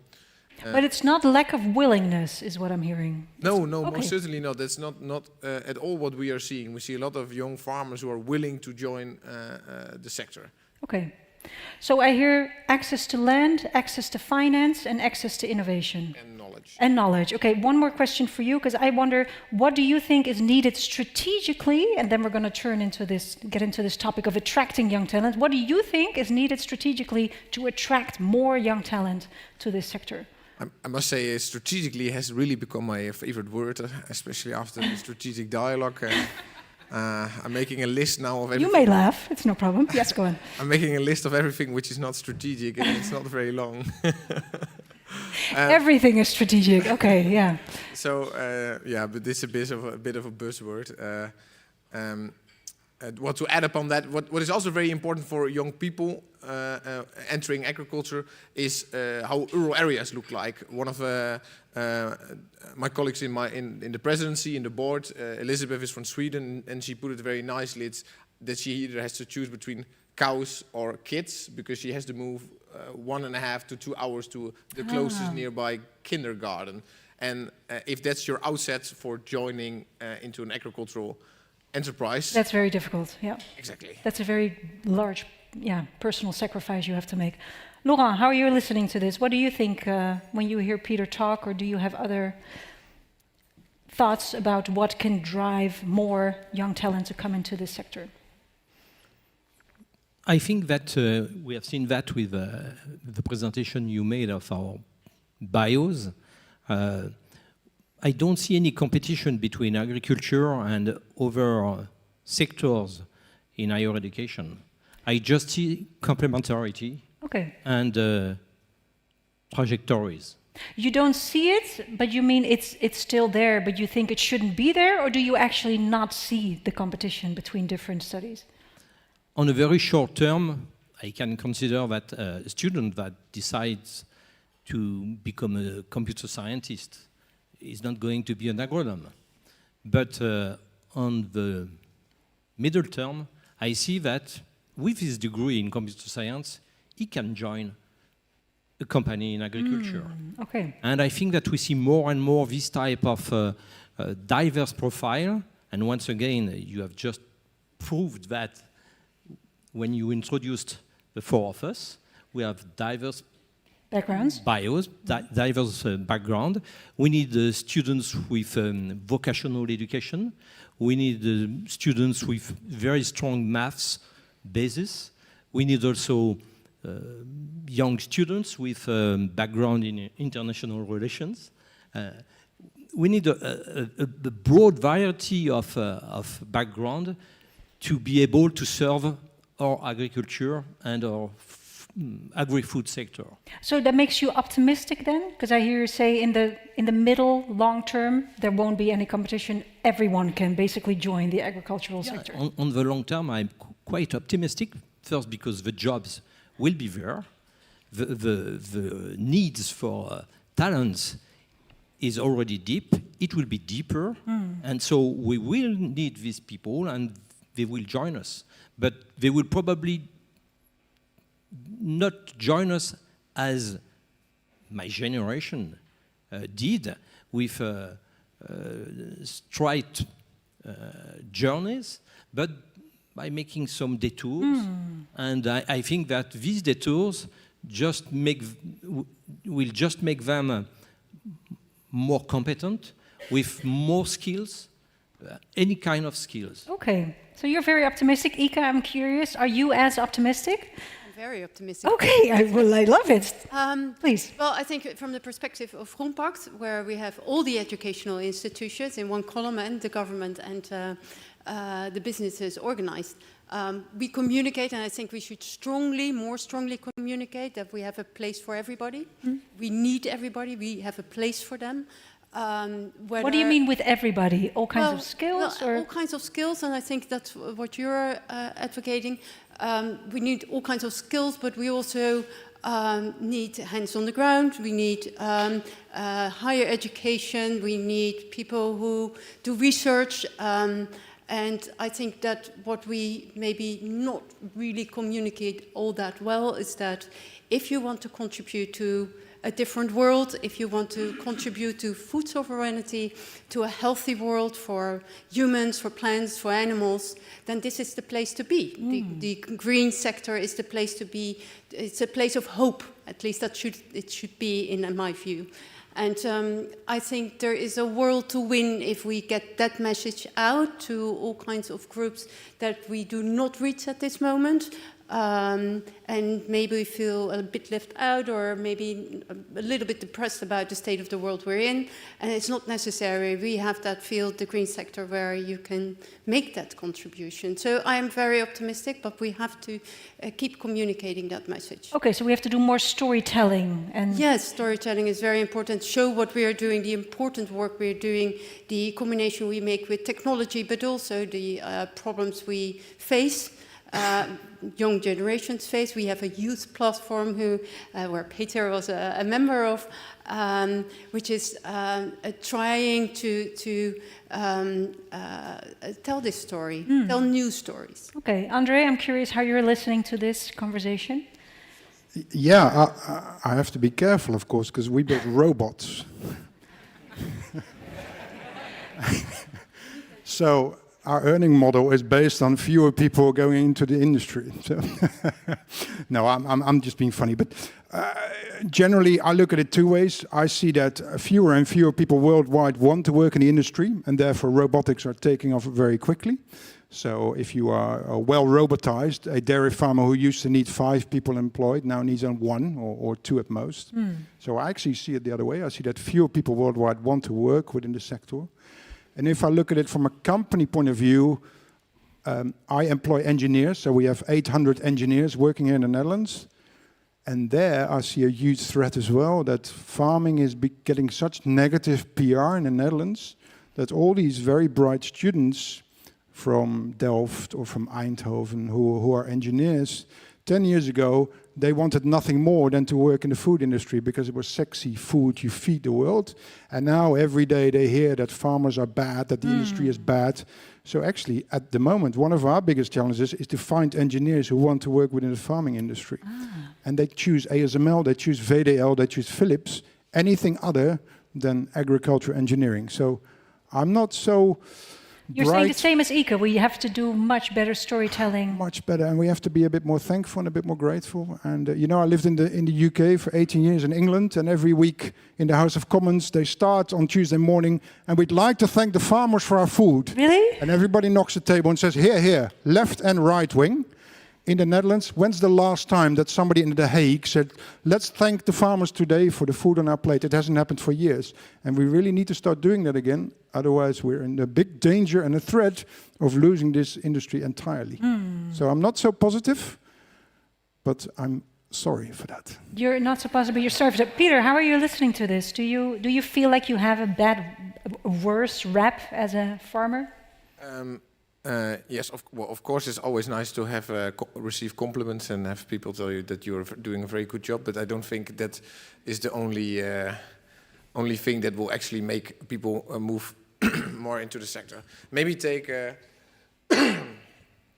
maybe take the narrative of food sovereignty then as an example. It's also a bit sexy politically, but why members then ask me, how does this work on my farm? Does it mean, well, the example of food sovereignty where nitrogen leakage is the core, does it mean then I have to grow more cover crops to prevent nitrogen leakage, for example? But how do I then destroy this cover crop? I either have to plow or I have to spray to destroy it in the spring, which has its effect on our ambitions when it comes to using less pesticides, or carbon capture when it comes to soil carbon. If you plow, the carbon is released again in the soil. So I'm very happy with the narrative of food sovereignty, but you also have to think about what are certain trade-offs of this concept of food sovereignty, whatever your definition is. And as long as we're not going to discuss what are the counter effects of certain choices we make, these counter effects will appear on the farm. It's going to be our problem, so to say, as young farmers. We have to deal with it. But if we're not able to go to a table or a governance level where we can discuss these trade-offs between different and among different ambitions, then my members remain cynical towards the best and the good intentions of food sovereignty or food security, whatever you want to call it. I think that is very important. And then, of course, having a positive narrative towards your sector is always very good. But as long as we're not able to discuss this real stuff as well, I'm not sharing the optimism by some compliments. Okay. Laurent, what's your response to what you just heard? I think that if we want to convince students to join us, we have to probably be more appealing, to present the amazing jobs we prepare them to, the amazing profile. The amazing jobs and amazing profile, yeah. And the amazing courses we provide them with. Do you have a hard time attracting students? Do you have a hard time attracting students, or is it going swiftly at AgroParisTech? In our school, we have no problem attracting students because we are considered as the prominent school. But it's not sufficient. We see that other schools, schools of agriculture, face some trouble. So we work together.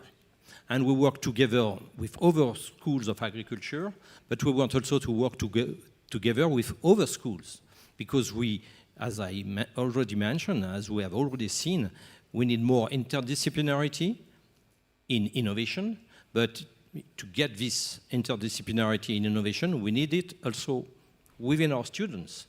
And it's the reason why we are very interested in double degree programs with other schools of engineering, or with Department of Economics, of Political Sciences, of Law, and we try to develop this type of curricula that mix different disciplines. And this is very attractive.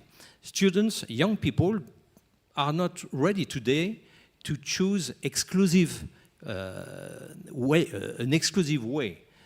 They don't like the idea of giving up disciplines they like. So if we can help them keep several disciplines in their scope,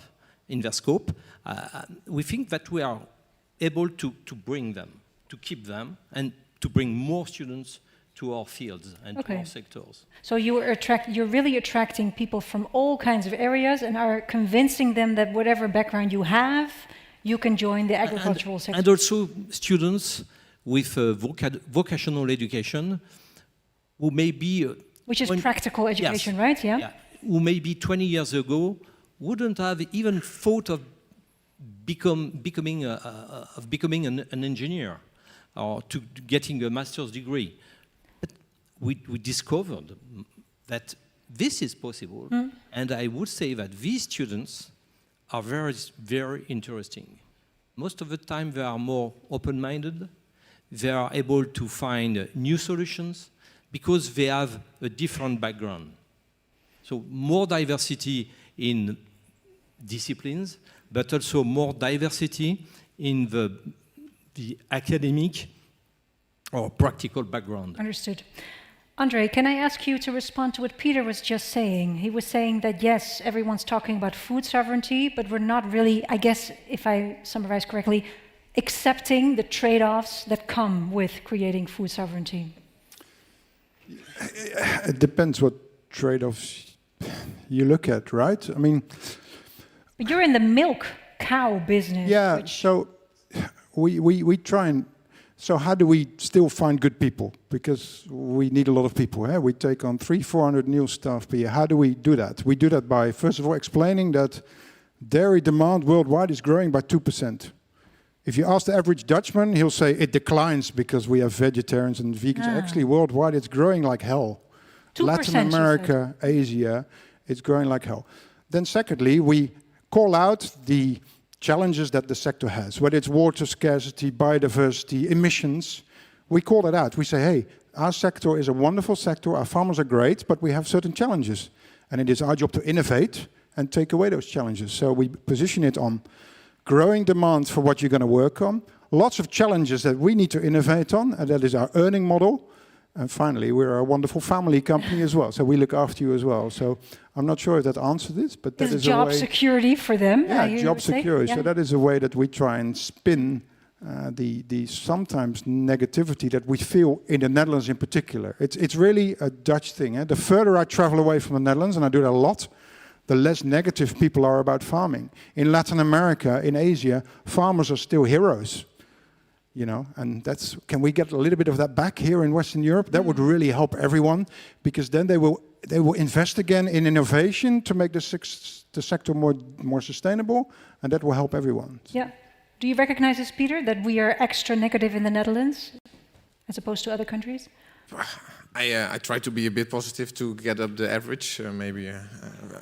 But maybe to answer your first question, Andre, what do to give an example of a trade-off between, I don't know, food sovereignty, nature and animal welfare in the dairy sector. From a food sovereignty point of view, you would think that a dairy farm, it should optimize production, it should produce, but we also have animal welfare and nature as ambitions in the Netherlands. When you look at nature, you would like to limit the amount of nitrogen emission a farm is emitting. So you put air scrubbers on the barn, you put floors which are emitting less nitrogen on the barn. But this means that you also have to put like a barn around the cow, which is maybe not the best when you look at it from a definition of animal welfare. But if you then say, okay, then the farmer should have maybe less cows, but then the ambition of food sovereignty is maybe, and also income is maybe conflicted. So there you have to make a decision, what are you going to optimize in? This is a decision my members need to make every day. Yeah. And a lot of times society is optimizing towards then, okay, less cows, but what does that do with income?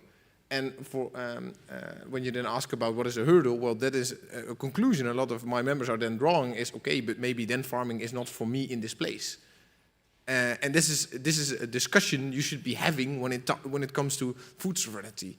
And I'm not saying that we shouldn't have ambitions on nature or animal You're saying we're not having this discussion. No, we're having the discussion in separate events. Maybe after this event there is a panel of an event on animal welfare, and people will say exactly the same, opposite. but we should actually have them combined. I understand. Eke? Well, I think it's not in Dutch only kommer en kwel. I think there is a lot of positive... Not doom and gloom is what she's saying. Yes, go on. It's not only gloom. There is a lot of positive things to say about the sector as well. It faces enormous challenges.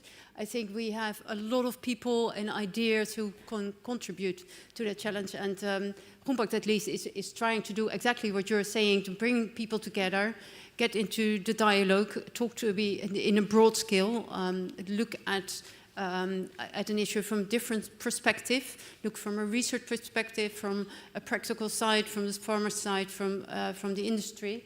They're all together, and I think that we offer that platform to have this discussion. But not only that, also to act upon it, whether it be in our centers of expertise or vocational expertise, together with Wageningen University. We have projects who combine all those parties together and try to solve maybe a little step. It's all always contributing to the solutions. We are not going to solve the problem. I think we have big problems, but if we all contribute a little, and it starts with a dialogue, and to see the challenges from a broad perspective, I think we can get there. Get there. Yes, I think we do. Okay. Oh, I thought you were signaling to me that you wanted to respond. No, yeah, I agree. And what would help as well is a little bit of clarity from The Hague, from our government. What do we want? What do we want to do with our farming sector in 10 years' time? So stop talking about 2 years, 3 years, 4 years. We need a longer-term vision, and we need to start making decisions. And whether that decision is a positive one for the sector or a negative one, it almost doesn't matter anymore. As long as there is a decision. There need to be decisions made. The Dutch farmer, and I visit them almost every day, has no idea whether he or she will still be farming in 5 to 10 years' time. And how can you expect this farmer to invest in innovation or to spend money on sustainability if they have no idea if they will still be farming in 5 to 10 years' time? Yeah. There has to be clarity. And we can be so proud of our sector, but I promise you, every country around us, Belgium, Denmark, Germany, wherever you go, they are making decisions right now. And we are still talking and talking and talking, and nobody has any idea where we are going, and that is a major concern. And I'm a positive guy, so I'm talking about Netherlands in particular. We are losing this trademark of world champion farming. We are losing it so quickly, it's almost scary. When I go to Australia, when I go to Japan, the first thing they say, you're from the Netherlands? What the hell is going on there? What's happening with farming? We need clarity on where we want the sector to be in 10 years' time. Understood. That's my call out. That's your call out. Is there a particular person in the audience that you're calling this out to, or just in general? Because I would love to get some response from people in the audience. Yeah, I was also looking like, is he? Oh, I thought you wanted to respond, maybe. He is absolutely right. Maybe you can. You were briefly introduced before, but maybe you can say your name again. Well, my name is Kees Veerman. I'm a former Minister of Agriculture. It was a long time ago, and I had a lot of hairs he has at that moment. But Andres, he is right. There is such much uncertainty that farmers don't know what to do. And there is a depressive sentiment in the sector. And all that has to be done the last years is postponing difficult decisions. And it's for politicians to be a politician and take responsibility and make decisions. So I fully adhere to his position. And of course, I admire all the optimistic sounds. But if you educate people, that's one thing. But do they want to be farmer? That's the question. What do you think should happen? What is a good Well, solution? I think we are on a negative scenario in the Netherlands. Because my sons, for instance, I have 3 sons. One has gone to France. Well, that's a good thing to do anyway. Wine and cheese, yes. and the others, they quit. They gave up the farm. We have a 300 hectares farm here in the Netherlands, and we are selling out because they see no future. Which makes you sad, I can imagine. Potatoes at this moment have a price 0. Well, that says enough, I think. But I admire all the optimistic sounds. Go ahead, make your point. But this is the real situation. Okay, Laurent wants to respond, and then Isabel. I don't want to underestimate the challenge faced by young farmers.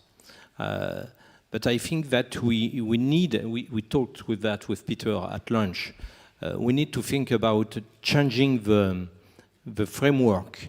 We have more and more people without family background in agriculture who join agriculture, and we have to help them because it's tough when you cannot. When the farm is not in your family, you have to buy it one way or another. So it's very difficult.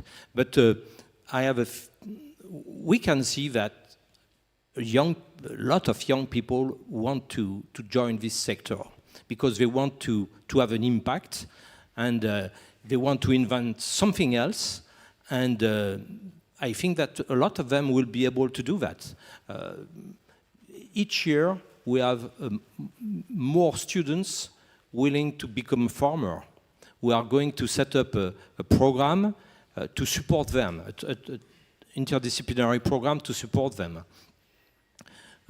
In 2 days, I will be on a farm with a new farmer that decided exactly like Peter to take the succession of his father. We have to give them the tools to make them more optimistic. And the tools to make them more optimistic is to expose them to the necessary transitions agriculture has to go through, but also to give them solutions.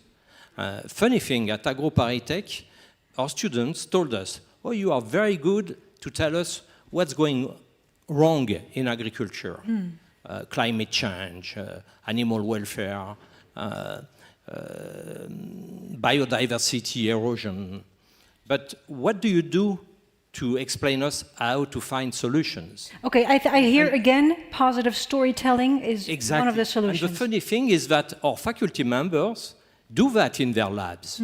Their research is mainly dedicated to these transitions, to the management of these transitions. But they have some difficulties to explain that to our students. That's their job.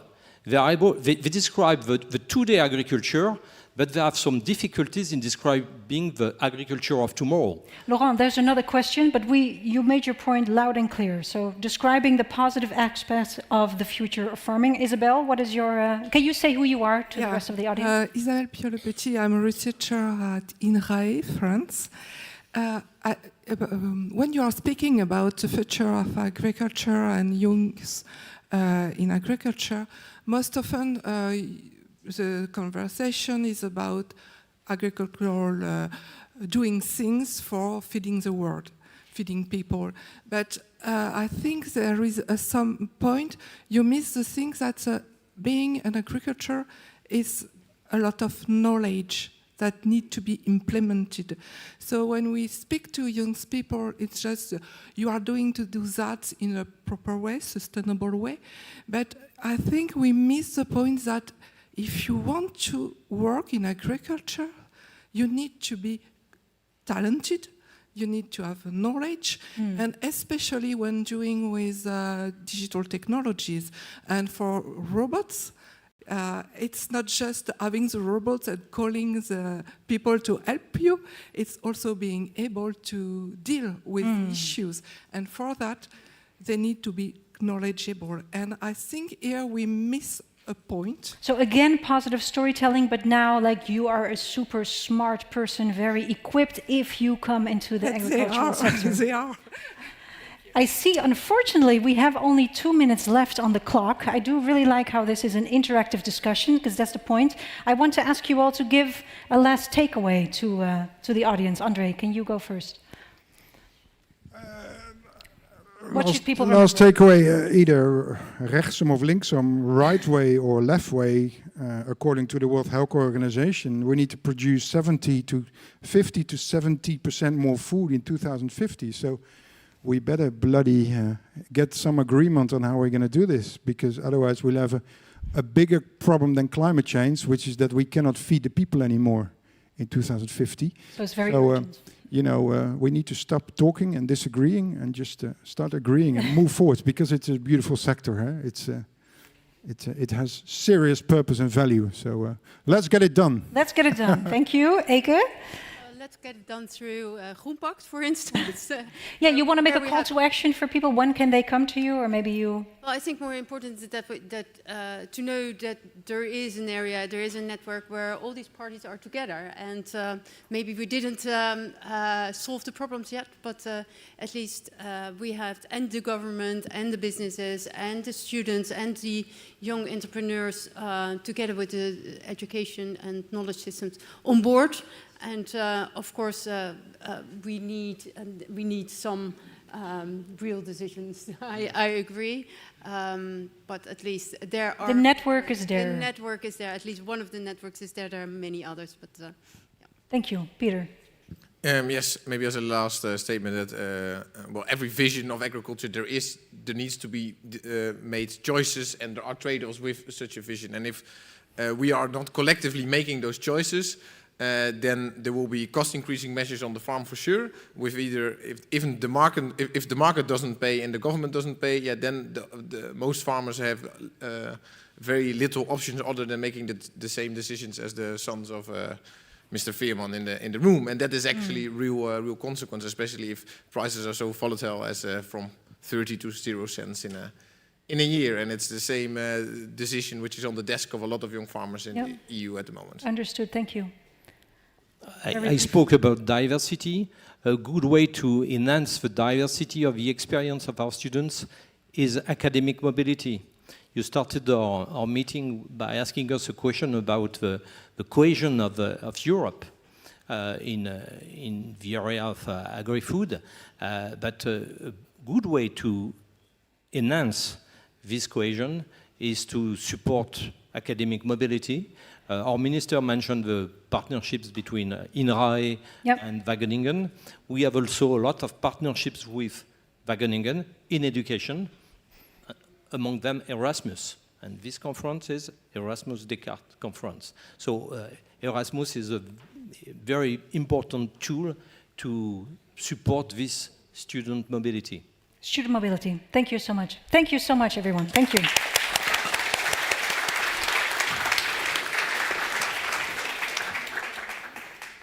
Thank you. And we are now going to watch a short 2-minute video, which is the after-movie of the royal visit of the King and Queen to the southwest of France. We're absolutely satisfied about this mission. First of all, because people now in the region, Occitanie, know what Holland is, where Holland is, and what we have to offer. I also saw a lot of new contacts that were established between businessmen from both sides. And finally, we already had a number of very good cooperations, but it will be many more, also based on the fact that many agreements were signed, and that's a very strong basis for the future.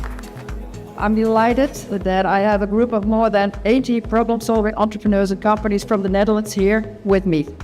Whether it's aerospace innovation in Toulouse, smart farming at Domaine de Candy, or cutting-edge wind technology on the coast, the potential for partnership is everywhere. Occitania is a very good area for us to collaborate with because it's both a technical area. You have there so many companies which are high-tech companies, but it's also a very big agricultural area around these cities. So we find a perfect combination for collaboration here. With that MOU signed with both countries, France and Netherlands, we have now a clear vision about what we have to do together, and hopefully we will have the same mission from French companies traveling in Netherlands next year to be able to start for sure the first topics to be discussed together.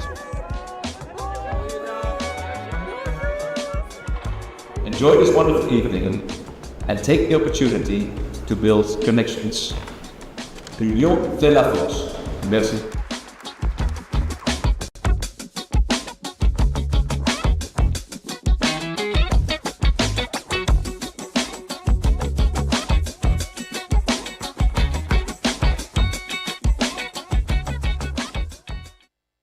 Okay, wonderful. It is time for our third roundtable, which is about plant proteins and new breeding techniques. I would like to introduce you to our panel members. First off, Stacey Pyatt didn't begin her journey with food at all. She chose chemical engineering simply because she loved math and chemistry. And during her PhD at the University of Michigan and a postdoc in Germany, she realized two things. One, she loved international life, and two, she was far more drawn to food than to petrochemicals.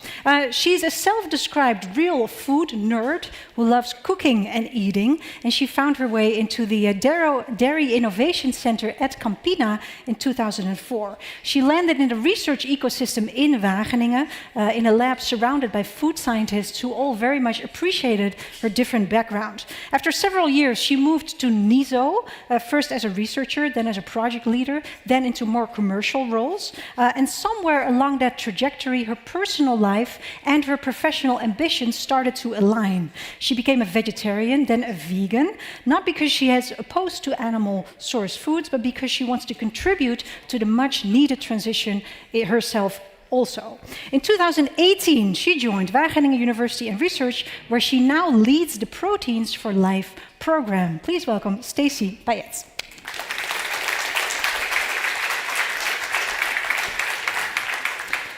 Stacey, you may take this seat. This one. Yes, I will introduce Karine Gallardeau. Karine grew up quite literally among plants. Her parents were florists and horticulturists. And she learned, she had a neighbor who was a researcher. And she learned that this neighbor was able to cross two flowers and create a new flower with different colors. It was fascinating to the young Karine. And that early fascination led to her study in biology in France, where she specialized in molecular physiology, focusing on how genes shape plant traits. During her PhD, which was carried out within a project in Wageningen University, she worked on seed germination and stress resilience. And from that moment on, seeds became the basis for her scientific world. How they develop, how they store proteins, and how their quality responds to the environment. She joined INRAE, first as a researcher, later as a research director, and since 2024 as the deputy head of INRAE's Plant Biology and Breeding Division. Please welcome Karine Gallardeau.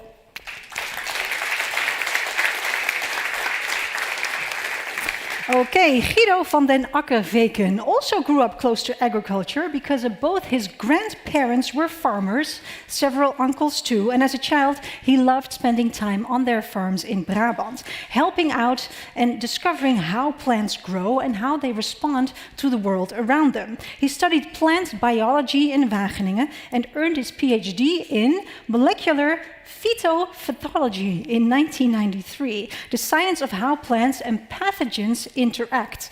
And one course in particular changed everything for him, because then he realized that plants must defend themselves without, of course, being able to run away, and also without having an immune system like ours. And that became the starting point of his scientific career.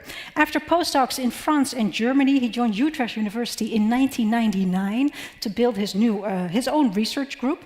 In 2002, he got a NWO VD grant. His work gained international recognition, and today he's a professor and chair of translational plant biology, and also the scientific director of Crop XR, which is a national research program, has a 10-year mandate, a budget of 96 million, and dozens of partners from academia and the seed sector. Please welcome Professor Guido van den Akkerveken.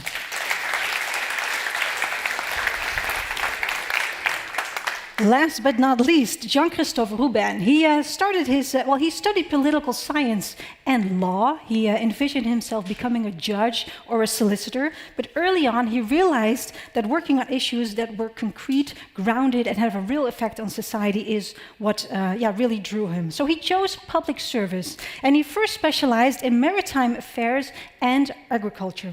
He worked across several French ministries. In 2008, he joined the cabinet of the French Minister of Agriculture. Then he moved to Brussels. He became an advisor for relations with the European Parliament. He moved back to France. He again joined the Ministry of Agriculture.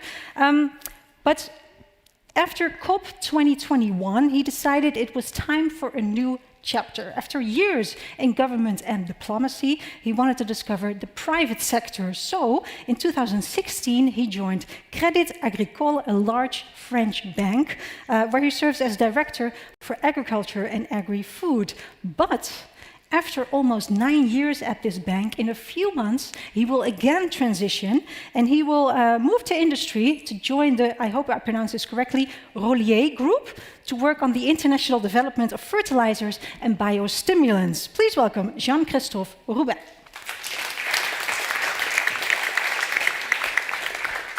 Okay, welcome everyone. Stacey, I would like to start with you, if you can grab a microphone. You said to me when we had a call, right now is the moment that there is movement around the funding of pulse cultivation, and I want to do everything that I can to stimulate the investment in pulse cultivation. That's why you said yes to this panel. Can you tell the audience why it's so important and timely? Yeah, thank you for the question. And I have to say, sitting in the audience and listening to the panels so far, I thought pulse cultivation is an obvious win. And now after a few panels, I'm like, wait, is it? Are we all in agreement that pulse cultivation is an obvious win? Can you explain what pulse cultivation is, just for people who don't know the English word? Pulses are, I don't know in French, the dry legumes, but I can use a legume. That's better for the French audience, or not? Legumes. Let's talk about legumes. So lentils and those kinds of things? Yep, lentils, chickpeas, fava beans, peas, etc. Soybeans are not pulses, they are legumes, but that's a different discussion. A nerd detail that you all don't need. But in any case, when we talk about food sovereignty or food autonomy for Europe, so can Europe feed itself? There are basically two main macronutrient issues. So there's protein, and then there's oil seeds, right? And if we're going to do something about those issues, pulse cultivation or legume cultivation is probably #1 priority. So you can't talk about food sovereignty or autonomy for Europe without starting there. But I just want to say, I mean, pulse cultivation, I thought it must be a blanket agreement because it's good for our soil, it's good for biodiversity, it's what we need to be consuming more of for our health. It's good for all the reasons. And so for me, it feels like the top priority and the first win that we need to fund. But you are changing your mind as you're attending this conference, or what happened to you as you were sitting in the audience? Or were you like, why doesn't everyone understand that this is the most important? Which one of the? No, maybe a little bit of the last, but also a bit of underground. I'm always not sure. I think there are many farmers that I love with all my heart who are working hard to cultivate pulses. And then there's also a vocal majority who's pushing back and arguing that our current system is perfect and we have to keep the number of animals and we have to have intensive animal farming. And for me, there's a scale there, right? It is about, are we ready to embrace the changes that we need to embrace to deal with the polycrisis we're in at the moment? And I think there is a need for change. And I think that's what I started to question listening to the other panels, like, hey, there is a need for change. And nobody's a bad guy here, but collectively, let's all get our shoulders under change in the right direction. Thank you. Does anyone want to respond to what you just heard? Did you have the same? How were you listening to the previous conversation? Maybe Guido? Yeah, I think it was still a bit missing today that actually meat consumption is a major player in the whole agricultural system. And if we can reduce that and replace with pulses and leguminous plants, yeah, that would be a big effect, no? And would also make our dependency on imports less important, I would say. Yeah. Jean-Christophe, you're in the business of funding. What's the main thing that you wanted to bring across to the people in the audience? You were very vocal when you and I talked before this event. Thank you very much for the opportunity of talking today. Perhaps you ask why a banker could speak today on this round table. It's a good question. I think it's quite important to underline one thing. We need to combine public and private funds in order to boost the economy of innovation. So we talk about robotization, we talk about proteins, but we need money. And as you see the world today, we spoke together during the lunch with Guido about China. It's quite impressive. There is a lot of money flooding about research in agri-food sector for the sovereignty.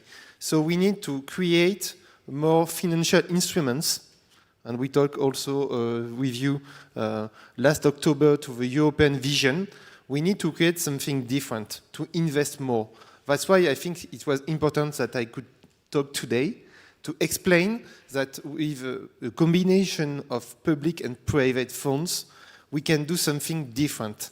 So there is a lack of investment. So for example, we created in Critical Agricole Group a new venture capital funds, just in order to provide some money for this kind of innovation about proteins and for different stuff.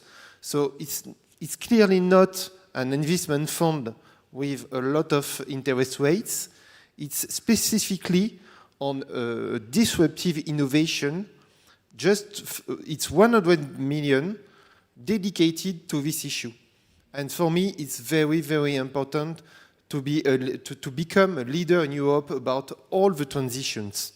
Because we spoke this afternoon about climate, but the first of all is how we can produce in Europe and how can we be competitive now in Europe on this kind of innovation. And when you look at other continents, because you say there's a lot of money flowing in because of food sovereignty issues, but how are we doing compared to other continents when it comes to funding new innovations in agriculture? First of all, in Europe, we discussed a lot about a lot of things. Are you in favor or are you against? This is no issue in the US.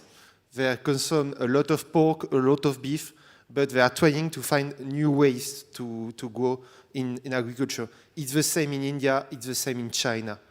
So the world is running fast, and we are walking. So that's my main point today.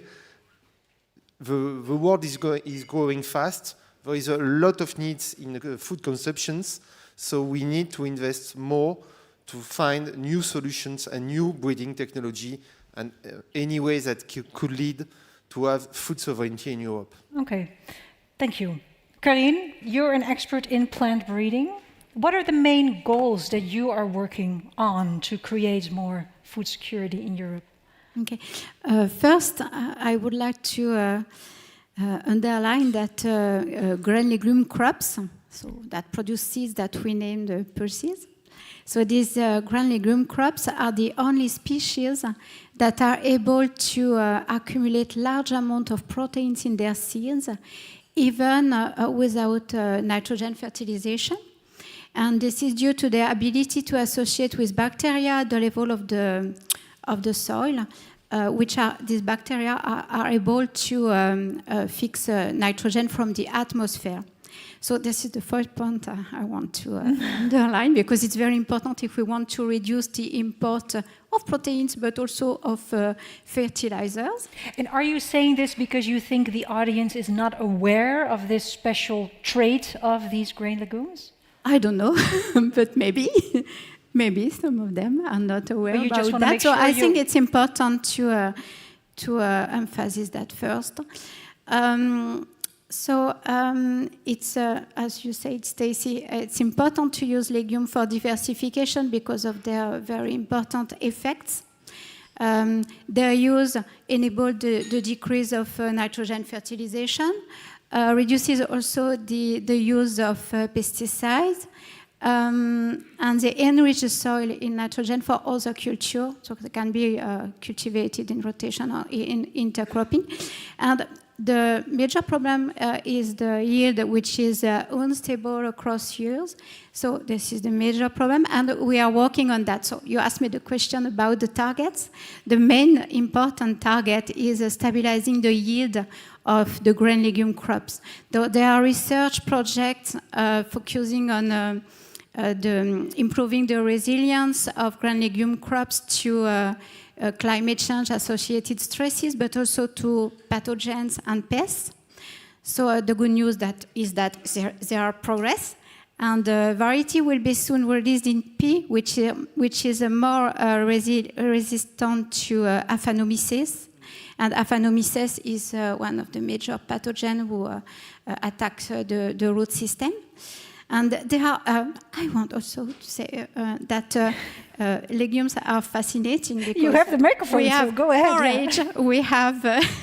we have grain legumes, and we have different species in Europe, and also different varieties for different species that are adapted to different areas of Europe. So if we work all together, we can cover many parts of the Europe with these species, which are very important. I know that yield has to be improved because this makes farmers hesitant to use legumes, but they have environmental advantages. Yeah, okay. Also. Thank you. Guido, no, please. Yeah. Are you as enthusiastic about grain legumes as Karine, or what are you working on with Crop XR mostly? Yeah, so we're not working on grain legumes yet, but not yet. We are developing methodologies to speed up breeding for more resilience, because resilience is not an easy target to breed for. It's multigenic, it's complex genetically, and what we do within Crop XR is really focusing on developing methodology. So this it also involves, besides plant science, also data science and AI technology, to be able to manage the progress in breeding for such important traits. Because we are facing a changing world, so we've talked about the geopolitics and economic aspects, but there is climate change, and climate change is real. And there's also changes in policy where chemical crop protection needs to be reduced. So farming practices are under pressure, and on the one hand, this can be mitigated by improving farming practices, making them more sustainable.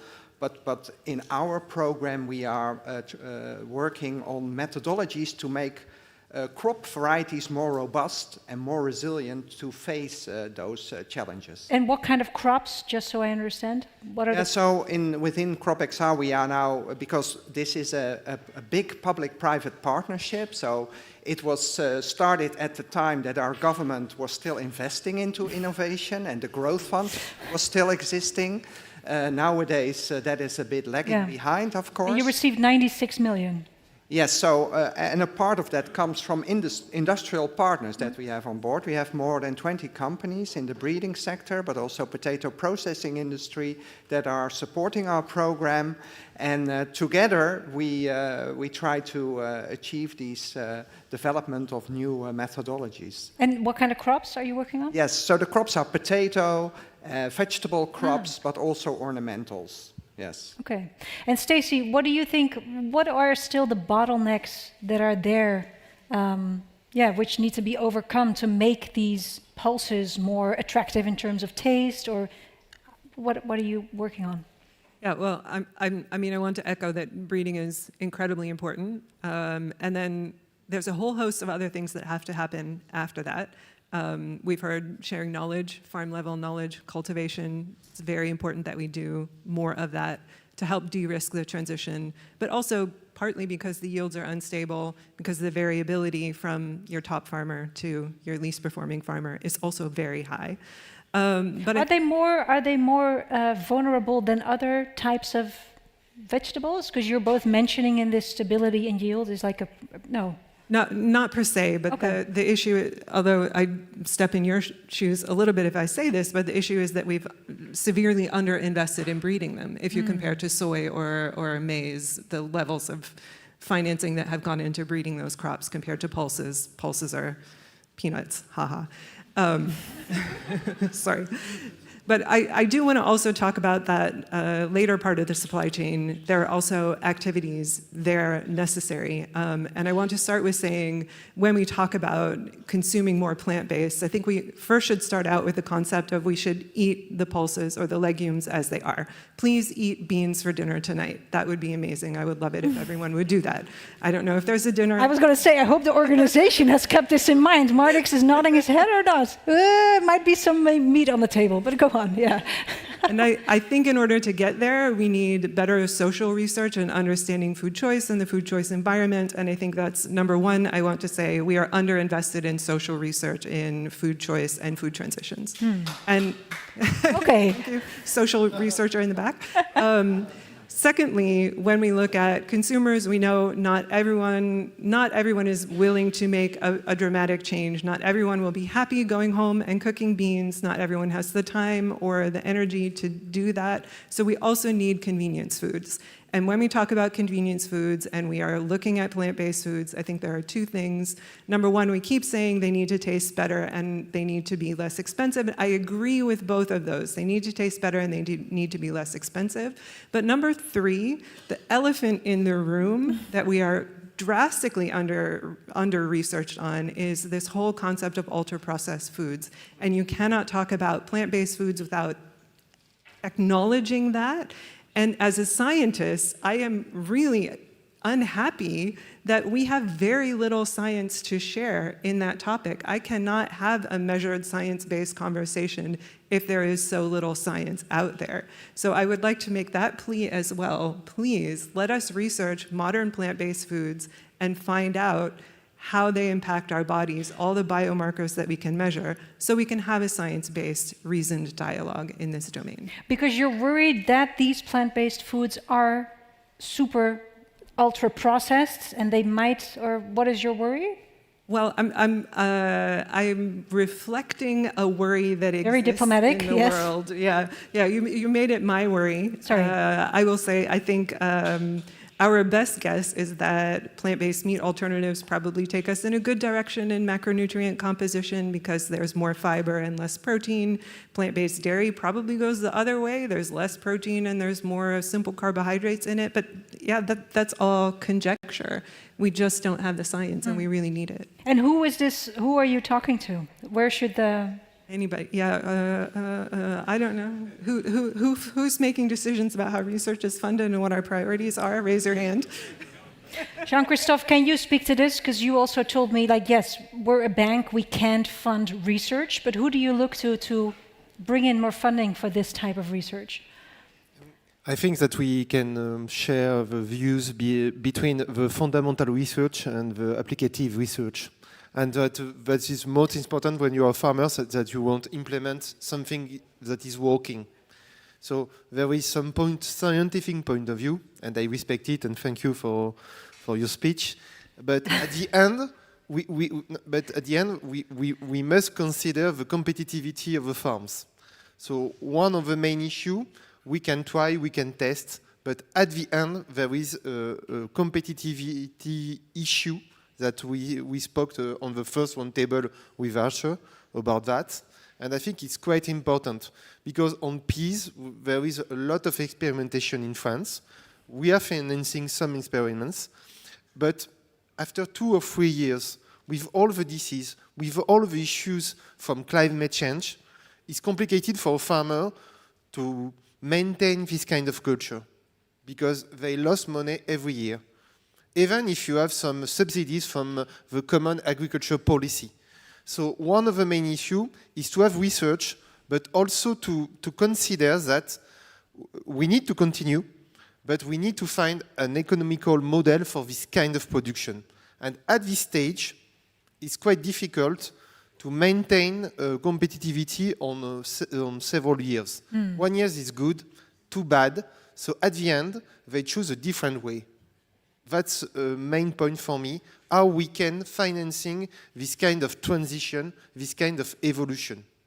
Karine? So in connection with that, I think that it is important to have multi-actor initiatives that could be also at regional levels with the species adapted to these regions, with contracts that will make the farmer more confident to grow, for instance, pea.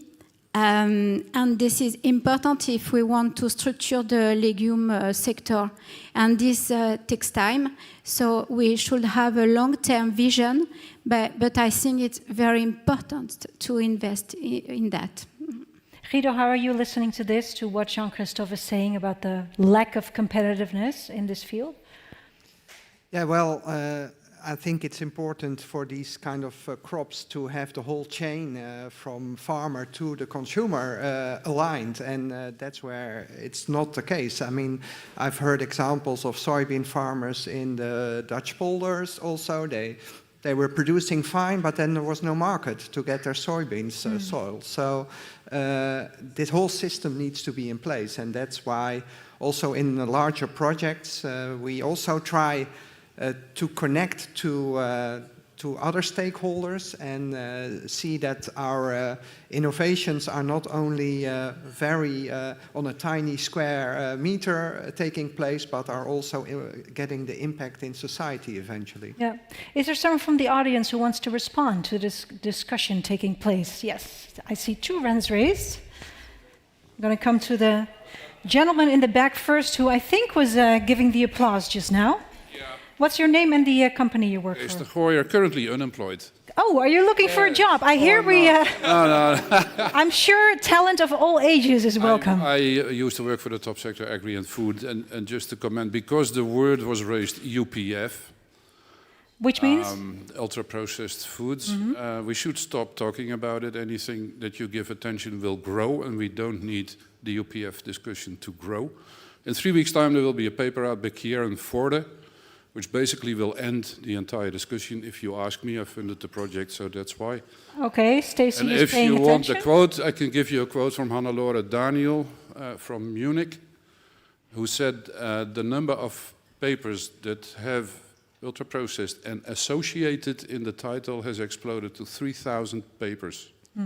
So you go in the database, you find some connection with ultra-processed, with any disease you would like to see, and she calls that brainless science.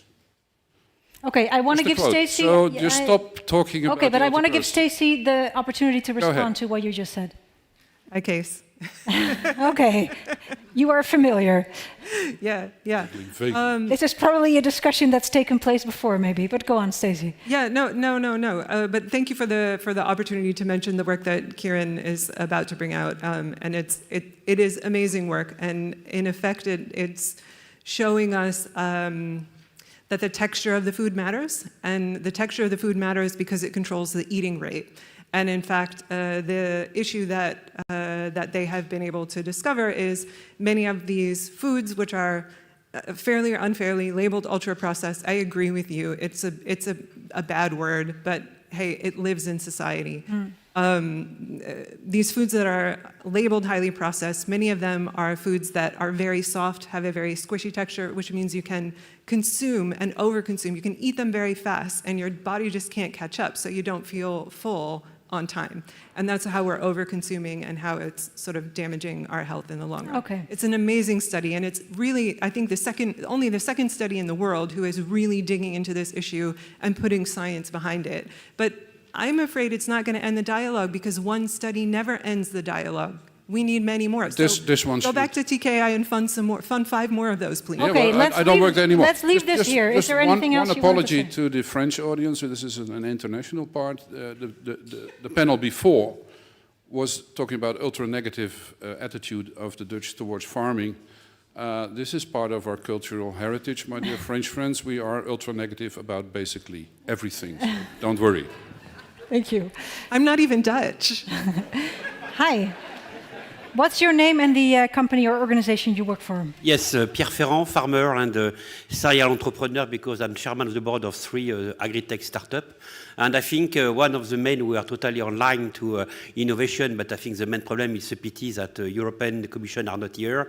It's time to register and time to market, because we need about 7 years to register a product in Europe, knowing that for my startup, for example, those guys prefer to go to Brazil or to US because it's too far and too long. In this case, we have innovation, we have technology, we have all the things, but perhaps it's important also to speed up the European way, or perhaps at country level.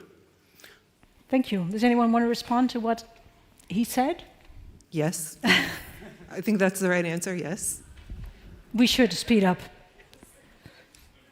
Yes, and maybe one other aspect of speeding up is the whole discussion on new breeding techniques, the CRISPR-Cas methodology, or other genetic modification technology that is now on the European agenda. Can you briefly explain what CRISPR-Cas is for people who don't know?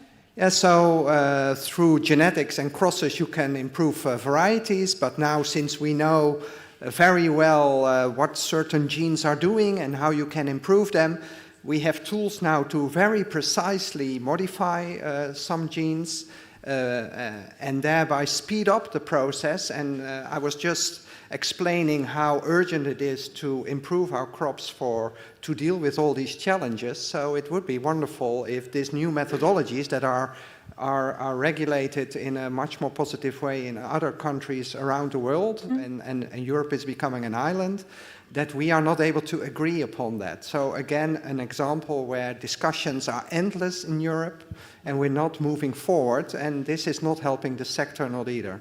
Because I was going to ask you, what is an innovation that you're very excited about, and this might be the answer, CRISPR-Cas or...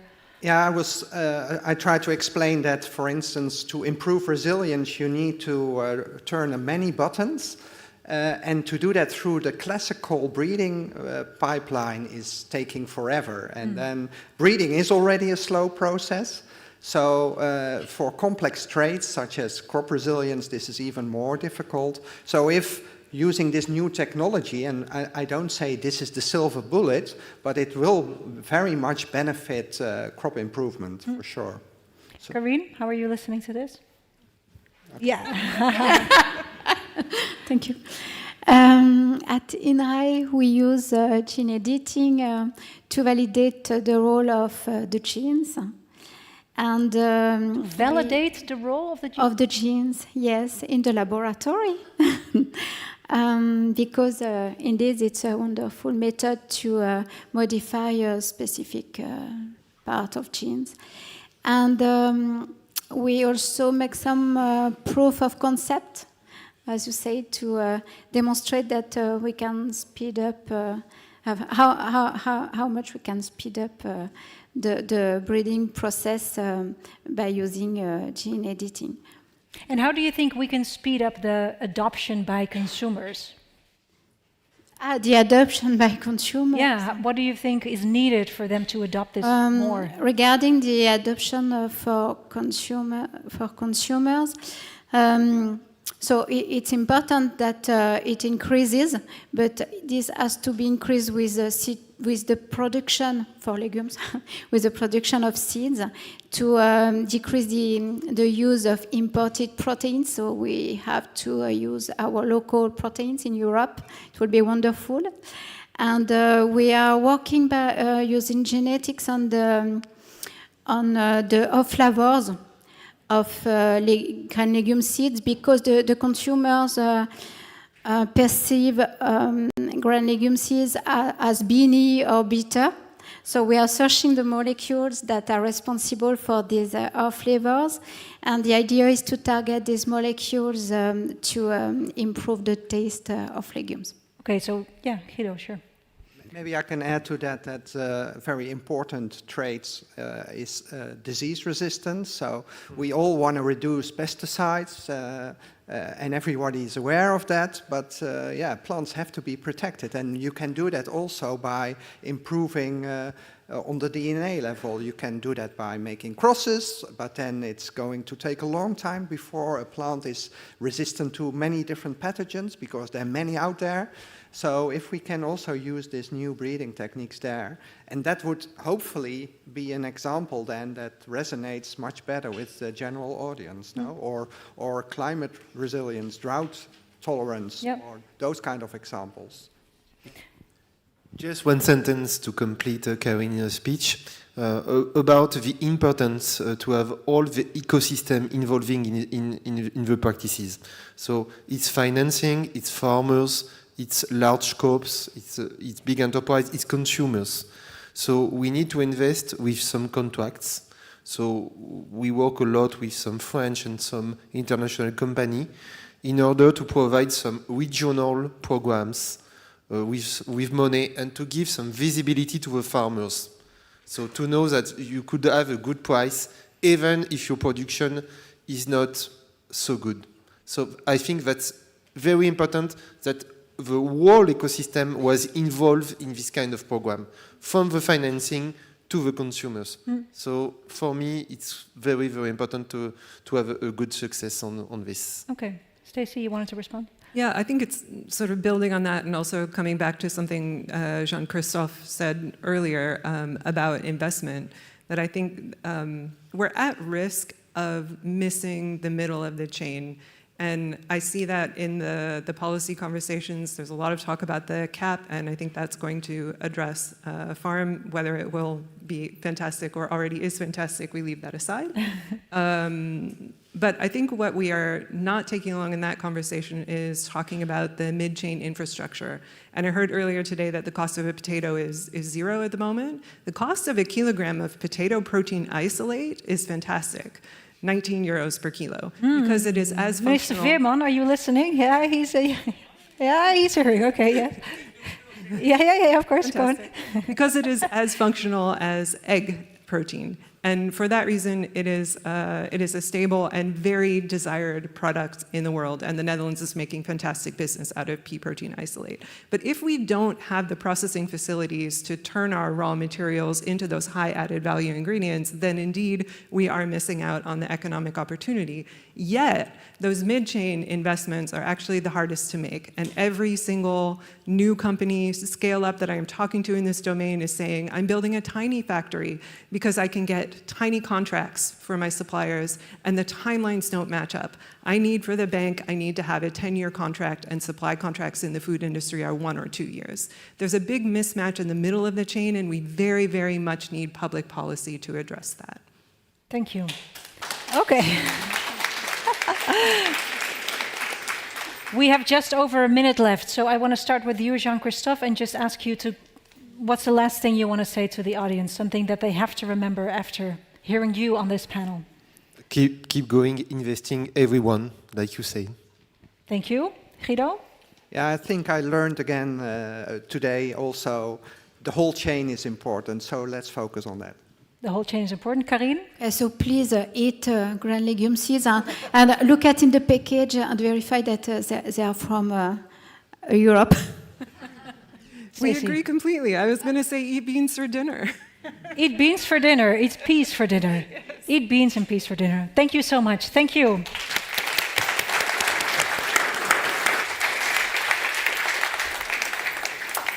We are going to take a small coffee break again, and I'd like to see you back in 25 minutes. Thank you.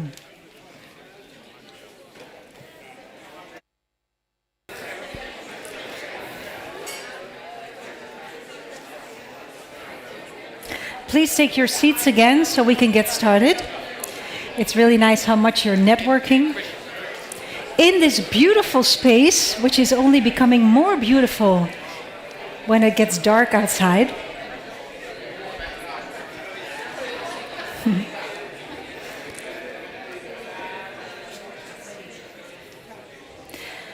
We are ready for our fourth and last roundtable.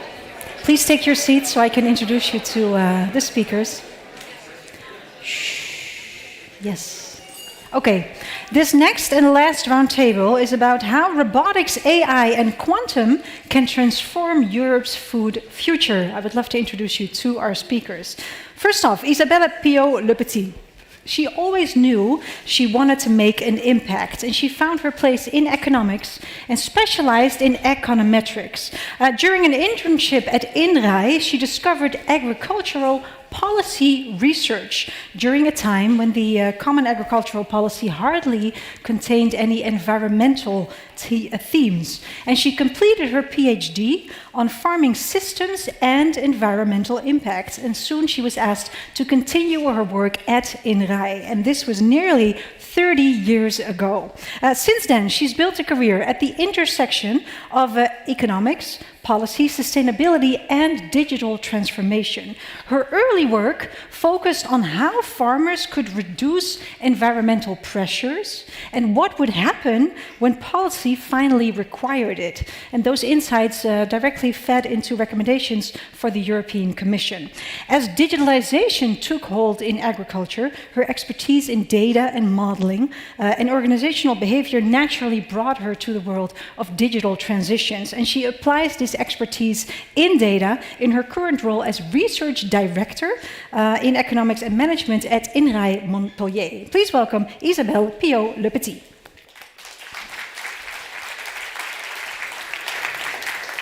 You may take this seat, Isabelle. Jesse Roebers was interested in technology at a very early age. As a teenager, he helped build and run his school's school radio. And every month, everyone would listen to the school radio over the intercom for 15 minutes. And he ran all the technical work for this school radio. And this curiosity really led or fed into his future career. He studied electrical engineering. He worked across media and telecommunications, spent 14 years at KPN. And at KPN, he quickly moved from engineering into strategy roles. And he helped build the first interactive TV services in the Netherlands. He later joined Ericsson, then he joined the Amsterdam Internet Exchange, where he became Chief Commercial Officer and worked at the heart of the global internet traffic and infrastructure. In 2019, 6 years ago, he stepped into the world of deep tech. He got onto the advisory board of the European High Performance Computing Joint Undertaking, and he got into quantum technology. He helped co-found Quantum Delta NL. He wrote the national agenda for quantum technology in the Netherlands, and then he served as the board member responsible for industry adoption, and he was my boss for 2 years, which I loved. After 6 years in quantum technology, he took on a new role and a new challenge last year. Today, he's the VP and Managing Director in the Netherlands for IMEC. And IMEC is one of the world's leading research hubs in nanoelectronics and digital technologies. Please welcome Jesse Roebers. Christophe Aubé grew up on a farm in the south of France, wanting nothing more but to become a farmer like his father. But, sadly, his father, knowing the stress and also the uncertainty and the lack of income, told him not to follow the same path. So Christophe thought, okay, if I can't farm the land, I'm going to find another way to help those who do. He studied aerospace engineering, he worked in the aeronautics industry, and then he did turn back into agriculture with a new question. How can we make agriculture really sustainable? And with sustainable, he means environmentally, socially, but of course also economically. And he came to the realization, what's the one thing that farmers never have? It's time. Time. So he decided in 2016 to start a company together with two co-founders. It's called A Green Culture. It's a company that develops autonomous systems that gives back time to farmers. It's a plug-and-play kit that turns existing tractors and farm machinery into safe, autonomous tools. Right now, he runs a team of 65 people. He recently raised 6.5 million euros. I can't name the investor, but it's an investor coming from the Netherlands. And also since 2021, Christophe is the president of Rob Agri, which is France's National Robotics Association, funded through France 2030. Please give a warm round of applause for Christophe Aubé.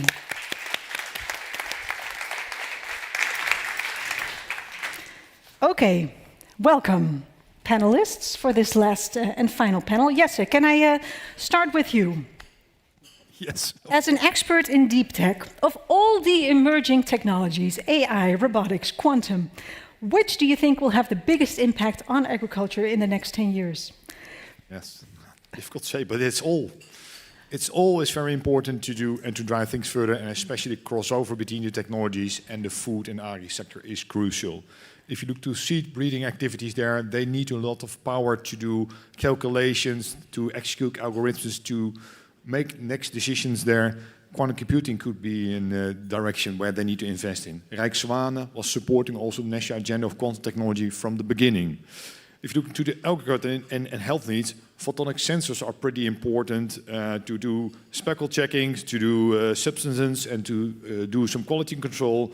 But also, if you look into the future of roboting, humanoid robots, sensors on these robots are crucial to figure out if it's ready to harvest or not, and how to cut the things that you will harvest or not. So it's pretty important to look to all these technologies and especially to the crossovers between the technologies. Okay. And then not to forget the output of the technology and the AIs and the sensors to AI possibilities. So you can't make a choice, I suppose, and I'm going to come with you in a moment. Christophe, when I ask you for what you're most excited about, I guess the answer is robotics or not? I mean, yes, of course. But I think we have, I mean, robotics, we do not design robotics for robotics. We do not design technology, high-tech for high-tech. We really design solutions for farmers. I'm sorry to tell that.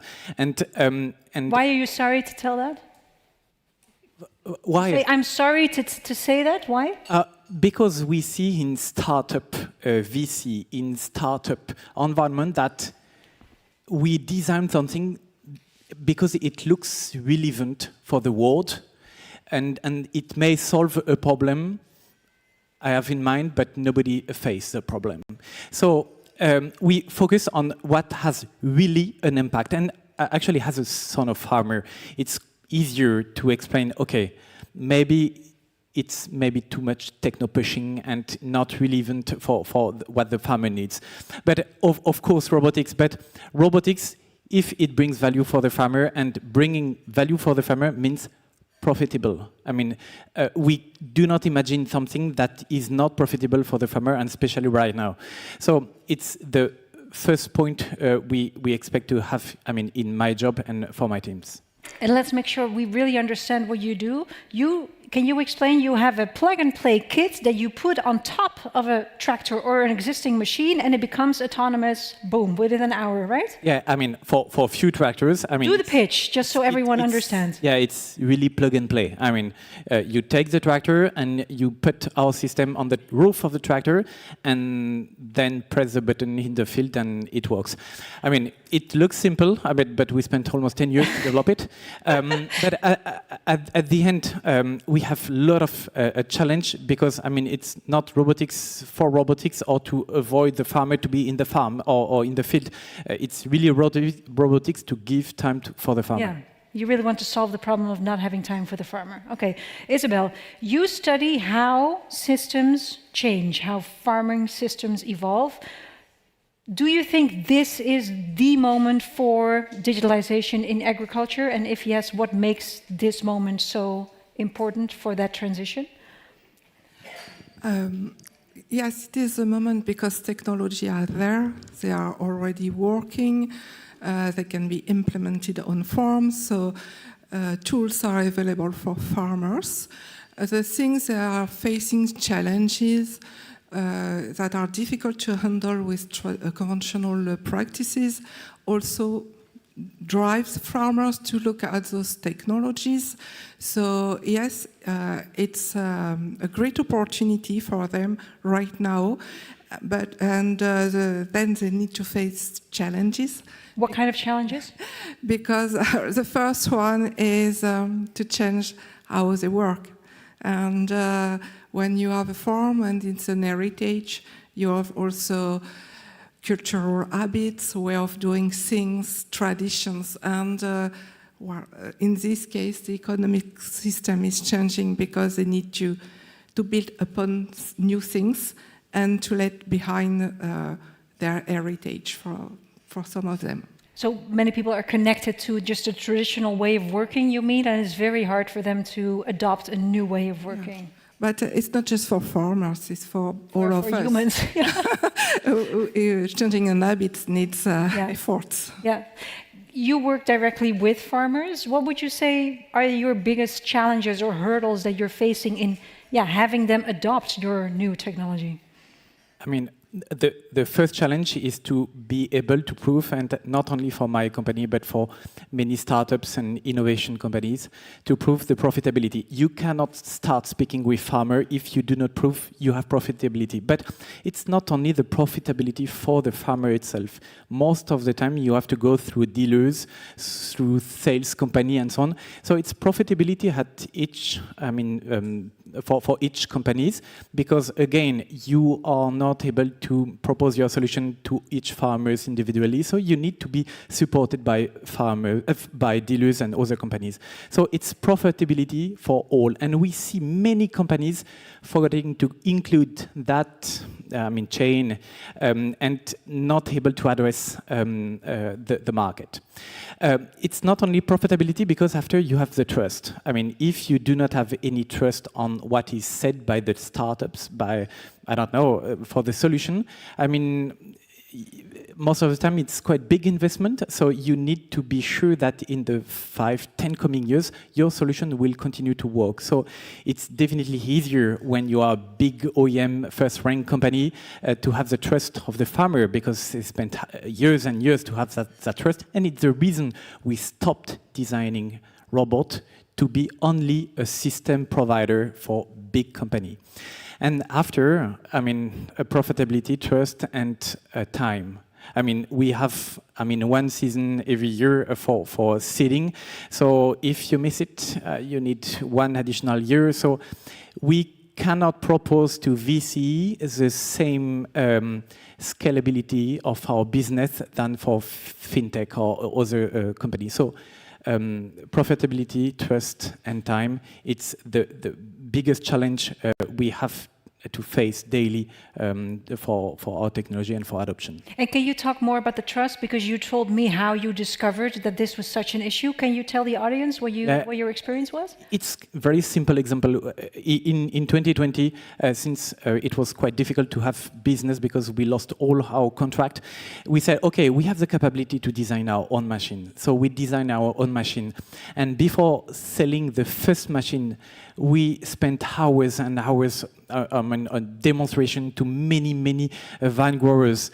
And 2 years after, we sold that robot to another company. And we found any demonstration with a price multiplied by 3, they sold more machine than me. So your machines, but they yeah, it was my machine. So but that company has had 60 years old, and they used to bring innovation to farmers. They have the trust of vine growers. So it was definitely easier. So my job is not to do with less time and less capabilities the same job than OEM. So let's focus on what has value for them, for farmers. Yeah. Understood. Yes, can I ask you, there is a lot of technology. You built your whole career around asking the question, okay, but how are you going to bring this technology into the market? Can you talk about this in agriculture? Because it's one thing to have access to technology. It's a second thing to accept and to adopt the technology. I think the magic word is still the crossover. How can we translate technology into this new market or other markets, or markets that make it applicable and use it on a daily basis? If I look to the deep tech environment, we are pretty nice to exchange academical papers. We are pretty nice to talk with other startups about the technology that they are developing, but that's not going to help to sell your products. So we need to go to these types of events. We need to sell, we need to make the translation, but also hire the people that understand these markets, like Crystal is saying. You need to engage with industry and also to make the translation in this direction. And that is the biggest challenge that we have. How can we bridge this industry into the next level and to the agriculture sector or the food process sector? But also we need to look sort of training programs for our workforce of the future to make them already enormous tech savvy, because otherwise the adoption will take slower. If you're looking now, for instance, the health system, people that are already trained in technology and they start working, they will work with technology. If you want to train the existing workforce in the hospitals, Yeah, they say, I did it already for 40 years like this, why should I change this? So we need to start early. We need to all start also in the academical world on this, and also with curriculums at the agriculture universities on technology, not to develop the technology, but to embrace it and to make it applicable on their goals that they want to achieve. Yeah. Isabel, how are you listening to what's being discussed right now? Yeah, I think the point I agree upon is really that to look at farmers like entrepreneurs and and each companies, they need to have a vision and then a strategy, and it's where they are going toward, but at the same time they need to get returns and a living from their activity. To get what, sorry? A living, revenues. Revenue, of course, Right, yeah. so to make a living from there, yeah. They are very between short-term and long-term strategies. And the thing is, when you are providing them with things that can be evolved, that are small and then that can be connected to other modules and then moved forward the long-term strategy, it makes it easier for them to go for the innovation and the gains that can receive right now and then the gain for the future align with what they would like to do for their farm. So what's the concrete advice you would give to Christophe? Since it's look, as Christophe said, looking at the needs of the farmer and explaining them what they will gain from moving to this technology, and not just from a monetary perspective, because around farms there is a lot of non-monetary things that are very important for a farmer, and if we can not just say, well, you will make a benefit or profit, but explaining them what they will gain from using the technology and how it's going to match with their own strategy, then they will be very happy to listen to. Okay, so tell them what they are going to gain and how it matches with their own strategy. What's your response, Christophe? I mean, I will make a work on the side.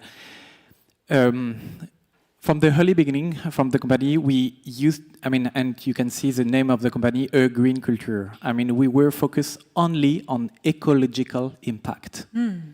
Saying to the farmer, oh, look at that, it's really, really nice to preserve biodiversity and to respect the soil, to preserve soil compaction. I mean, it's really nice, so buy our solution and it will be wonderful in the future. And moving a little bit after, and why, I mean, we try to understand, okay, what is the main argument to buy innovation and technology? And all farmers do not refuse what we are telling about ecology, sustainability, but they are okay to accept and to use that technology only if it's profitable first.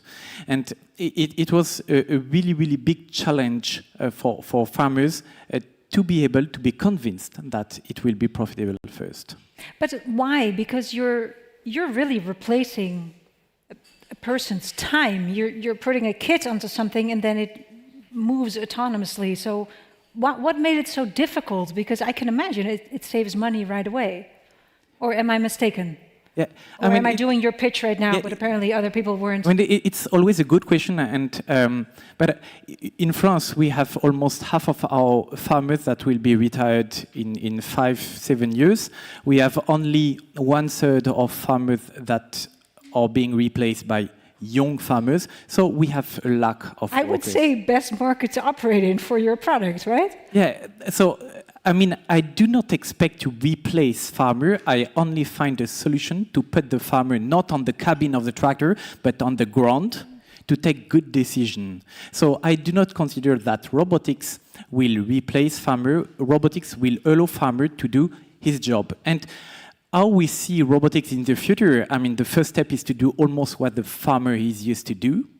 So, I mean, normal farming. But the second step would be to have more profitable way of farming. And we have a lot of new ways of farming, like strip cropping. It's a lot of studies in Wageningen are done for strip cropping. It's very nice. It's preserved biodiversity and has a lot of impact, but it takes time. And in the future, we can even continue to adapt our solution, the tractor, to downsize, to have it more profitable for the farmer. The implement, we could use laser weeding, that takes a lot of time, very accurate spot spraying, like Eco-Robotics is using, having a very nice solution, but it takes time. So profitability is very nice to adopt the solution, and then we can engage the farmer for new way of farming. It's the vision we have for the future and for 5-10 coming years. Yeah. Yes, I saw you nodding your head as Christophe was speaking. What were you thinking? Yeah, these are important steps to do, and that's what we need to push further. So important to do. Okay. Yeah. I can't say more. You have the right words. It's good to do. And can I ask you, because we now have sensors, we have satellites, we have robots, we have machinery. We don't always have clear connected insight for farmers. How would you say can we better link all these data sources to give farmers more, let's call it intelligence, actionable insights? The infrastructure to get this information to let together is very important in Europe. That is at the moment enormously fragmented. Also in my role as an advisory board member of the Euro-HPC joint undertaking, where they're looking to making supercomputing infrastructure and quantum computing operational and available for the academical world, but also for the industry, where you can do mass calculations there. These infrastructures are important to collect data, to crunch the data and translate it to solutions that are required or outputs that get advices, etc. And also in this setup, I think the collaboration on this topic is pretty important also between France and the Netherlands. We have the Jules Verne project, for instance, where we invest jointly as two countries in infrastructure, a supercomputer infrastructure that is helping this technology further. But it is mainly, again, on the academical side. We also need to make this step in the industry part. What needs to happen in order to make that happen, you think? That is collaboration. That is people that will step up and step over their own shadow and start collaborating there, and a little bit of push by different governments to help these things happening, because these are pretty strategical and we need to remove boundaries to make that happen.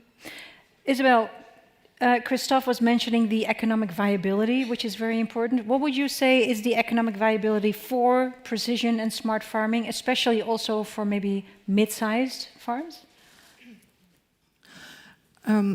Well, it really depends on the situation of the farm, because from an economic perspective, it's a farm that is in trouble.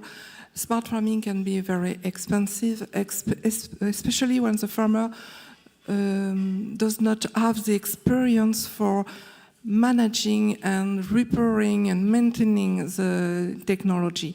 Then it can be very costly. And it's different as if you have a big farm with a lot of cash flow and things like that. It's easier for them to invest and to maintain. So for the viability for small farms and SMEs, I would say going for modularity, going step by step. Going on a path and focusing first on what is most important and relevant, and then moving forward each step at a time. Okay, thank you. I'm curious, are there comments from the audience? And I'd also love to hear from a few farmers. Were you a farmer as well? Can I take the microphone? How are you listening? Because you were a farmer, right? You got up at the very beginning, I think. What was your name, Lina? Yeah, actually, I'm a farmer, but back home in Algeria. Oh! Not at all in Europe. Algeria, okay. But yeah. Are you already adopting new technologies on the farm, or maybe your parents' farm, or the family? No, yeah, actually it's my family farm, and not at all, because actually it's olive trees. And we have them in mountainous areas in Algeria, so it's kind of difficult to adapt. But now I know that in Europe it's starting to be more easy to have access to the tools to robotize and reach into the olive trees in really dangerous area, because there's also the fact that being in the mountain and it's really, really dangerous. It poses a risk to you physically as a farmer. Yeah, actually, even taking the machine to the trees, it's really, really hilly, so it can actually flip and fall onto it's you. really harmful for the farmers. So actually, I hope those technologies will come to Africa in general, not only Algeria. So it will be less harmful and it will help a lot of people, actually. Yeah, thank you. Is there anyone else who wants to respond to the conversation taking place? Yes. What's your name and the organization you work for? Hi, thank you. Thank you for your speaking here. My name is Maarten. I'm from a Dutch agricultural paper called Nieuwe Oogst. And you're writing an article about this conference? Kind of, yeah. Perhaps? Okay. About this topic. Okay, nice. Coming to that, because I was at another event previous week in Heerenveen, and it was also about this topic, and we met some farmers, and they had a patience or a waiting behavior attitude towards this development, and they bring arguments in to wait because it's too expensive right now. It's they are afraid that they don't trust it now because it's a big investment, and also about skilled labor. They need more studies and education for getting skilled people in the sector.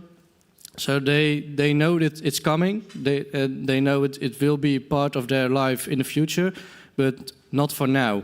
So I was thinking, if you look at the defense sector in Europe, there you have the discussion on making more money free for defense, but the developments in drones and other technologies are so fast that the governments are thinking, should we invest in just one vehicle, one kind of drone?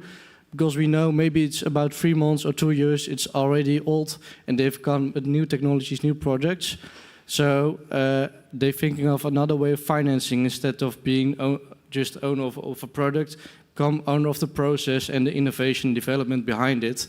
And is that also a solution for agriculture sector, that a farmer does not buy a very expensive robot for now, which is very old, about 2 years, and when there are new technologies, but instead of that, more about the lease contract or something else, that the farmer is part of the process and he can already start to... But always benefits from the innovation in later years, Yes. I understand. Yeah, I have a lot of words. Yes, sorry. Christophe, do you want to respond? Is this lease model maybe... Is this a thing even, that innovation becomes old-fashioned very, very quickly in farming? Yeah, I mean, the best challenge is how to prove and give evidence to farmer that what he is buying today will not be obsolete in 2 years. A robot is almost like a laptop.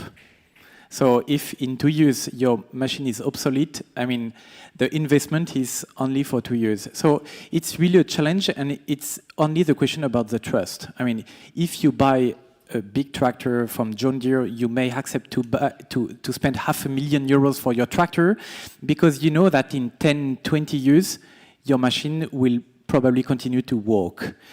If you buy the same machine from a startup, you don't know if in 6 months the company The startup will still exist. Yeah, that's a problem. I mean, it's really a question. Of course, we could design new business model for everything, and leasing is really a good option. But we have many constraints for investment because the farmer has to buy to have some fees back.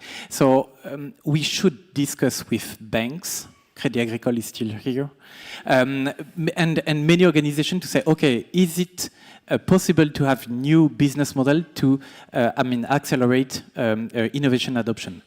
But again, of course, we see many robots that are quite expensive. When a laser weeding system is at more than €1 million, only for weeding, of course it's expensive. So we expect to have very quickly new solution at more, cost efficient. of course, we expect to have it in Europe, but we see, and I was in Hanover in Germany 2 weeks ago, that many Chinese companies are coming with almost the same technology at Much 10% of the price. So if we are not able in Europe to design our own solution, it will come from other countries. Isabel, you wanted to respond? Yeah, I just wanted to say that in the transformation we are right now, there is a challenge from an economic point of view, is the thinking on digitalization as products. You know, you invest in a product and then you use the products and then you throw the products when it's not needed anymore. And if we want to think to be sustainable for farmer and anyone involved in the sector, we need to think about service. The thing at the service. And then you are not investing in a product that you are going to use. You're investing in a service, and then you need to develop collaborations with a service provider. So that can be the company that builds the product. And the updates, how it's going to work, it can be co-created, but as a service, not as a product, because as Christophe said, you never know if the company can be there. You need to, technologies are changing very fast. And Understood. Yes, sir? I think also coming back really to your question, I think we need to find ways to get these players again tech savvy, but also find mechanism to involve them in the technology that we're developing today, so that they understand what's coming up, but also can give the feedback on the technology and the cost structures that we're having today. As an example, IMEC is pretty good in building the newest chips, put as much as switches. Pretty good, world leading, yes. Yeah, world leading, yes, but pretty good building roadmaps for the phones that you have in your hands, etc. But making the technology applicable there, we're looking much more to industries that needs to go to the next level. Therefore also, for instance, in the Netherlands, we built the One Planet Research Center jointly with the University of Wageningen and the Radboud University and the Radboud Medical Center to bridge that gap, to look to the technology. How can we build sensors, chip sensors for nitrogen? How can we build sensors for humanoid robots? How can we build photonic in lighter technologies to optimize radar that could help to do agriculture roboting? And only by bringing these expertise to center, we bring literally the people from the different universities in combination with the IMEC people together to build that bridge. Yeah. And that's an example and an important step also to make that step to future farming, future food processing, etc. Yeah, building those consortia. Understood. Our time is almost up. Can you briefly say maybe a last takeaway that you want the audience to remember? Yeah. I'm not an expert in smart farming. I'm more involved in digital agriculture, which is broader.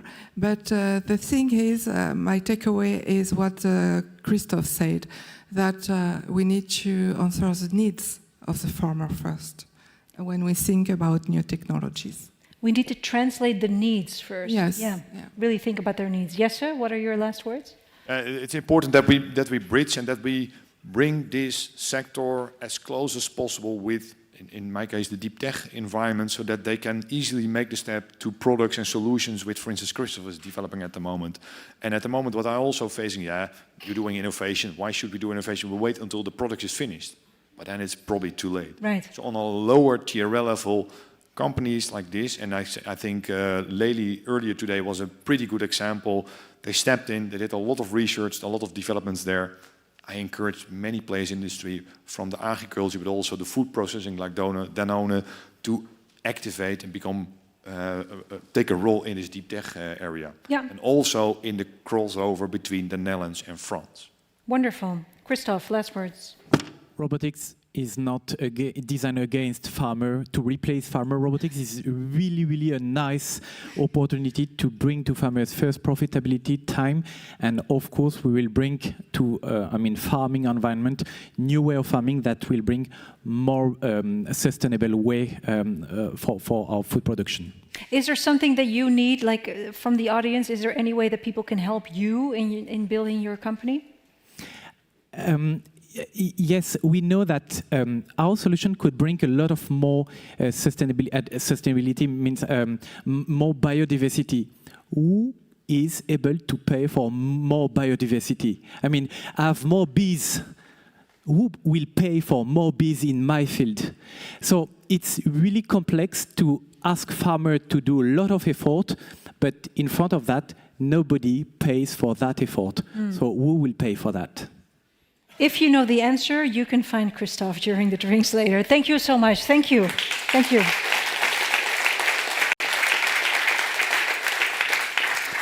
Thank you.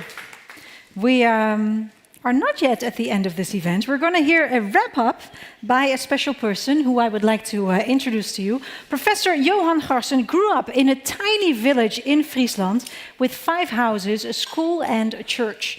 He wanted to study medicine, but he didn't get in on his first try, so he started biomedical sciences at VU University and later found a way to study 2 things at once. So he graduated in medicine and biology, and then obtained a PhD on the role of T cells in respiratory allergy. And from there, his fascination only grew. How does the immune system protect us? And how can we influence it safely?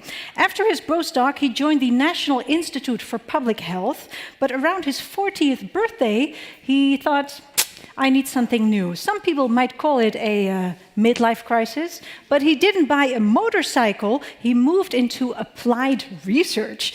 He helped rebuild Nutritia's research center as head of immunology and also stayed with Nutritia when the company turned into Danone. And today he serves as the chief scientific advisor at Danone, translating scientific insights into medical and early life nutrition, but he never left academia. He's a professor of immunopharmacology at University of Utrecht University, and chair of the Future Food Utrecht community. And he's, I think we're ready for you. Please give a warm applause for Johan Garssen. I think Irene, you can continue for another 5 minutes. So my first question is to you. What word, only one word, is coming up in your brain thinking of what happened today? Storytelling, positive storytelling. Positive storytelling. I think that's my main takeaway. We need positive storytelling about the incredible impact that young people and everyone can make in the agricultural sector. You all agree? Yeah? It's not so easy because we are facing a serious problem. You all realize that. So it's about climate change. It's about, exposome, blah, blah, blah, blah. It's a lot. And I think it's now a good moment to ask Jean-Jacques and Manix, please stand up. You have to stand up because what you did together, but also with some other people in your environment, you organized this meeting today. And I was chatting with Irene just a few days ago because she wants to know a little bit about my life. And then we were both a bit worried. My goodness, this program is so packed, so many presentations. How can we organize that? Well, you did a great job, Irene, so no doubt. So a big applause for Irene. Thank you. And as I said, for Jacques and Meinix, it's really, really great.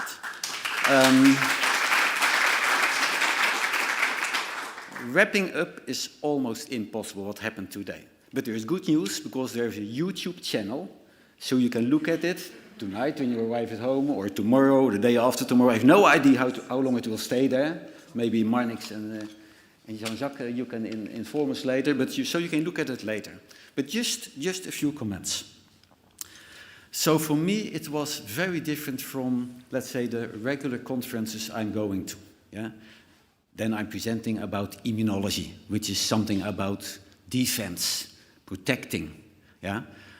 Someone here, and I think it was you, Irene, you said plants do not have an immune system. That's not true. They do have an immune system, yeah? Yeah, so it's really amazing that there are similarities between plants and human beings. So I'm a scientist looking into human health, but there are so many similarities. So that's what you have to keep in mind. For me, it was a very different conference than I'm used to, but it was also unique. It was great. Lots of speakers from all kinds of sectors, yeah? From profit, from non-profit, from the European Commission, and I was triggered, because what did he say today? There is budget in Europe for health. That's good news for me, and it's also good news for my university and my company. There is budget for tech. That's also good news. There's budget for agri, which is needed for food. That's also good news. But there is a little worry, because so now and then I'm trying, and you know that, trying to bring these people from LNV and VWS together, so this in the Netherlands, Ministry of Health and Agriculture. That's not so easy. That's not so easy. It feels a bit like that they are working and living in silos. Yeah? And these silos, that was affected by this meeting today. Yeah?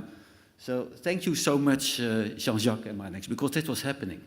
So you managed to organize and invite speakers from different sectors, yeah?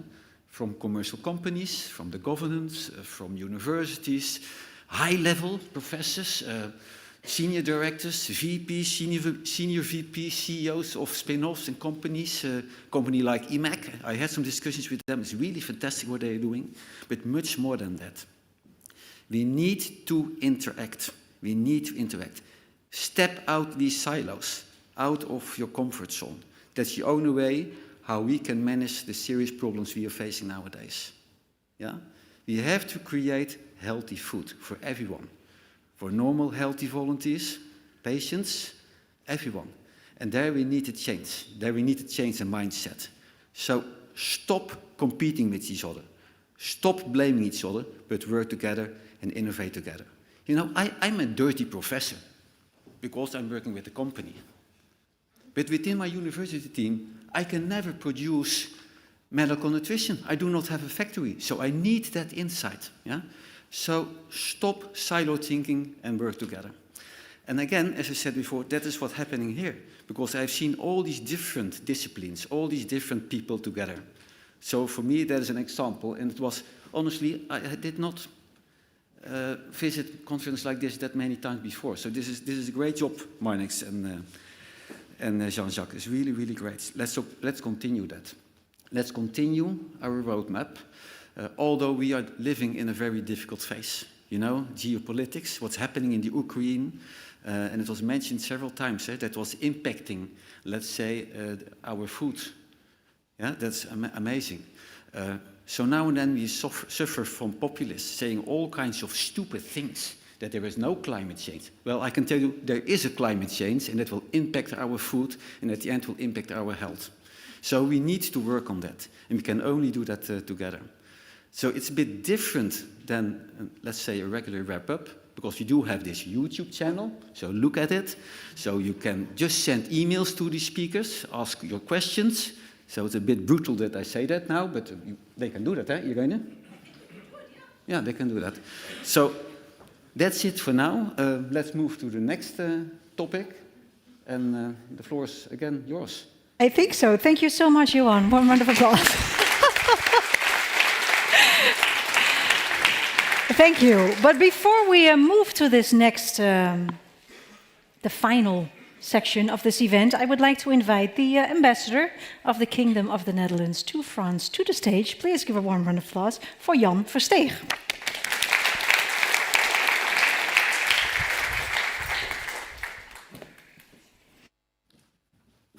Thank you very much. I think we've arrived at the moment in the conference that everything has been said, but not yet by everybody.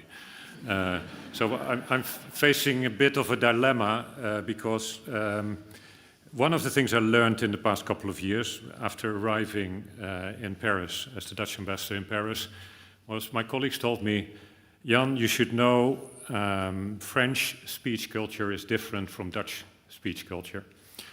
In Paris, it is a sign of respect for the audience if you have a well-structured speech with good content, beautiful rhetorics, elegant language, and not too brief.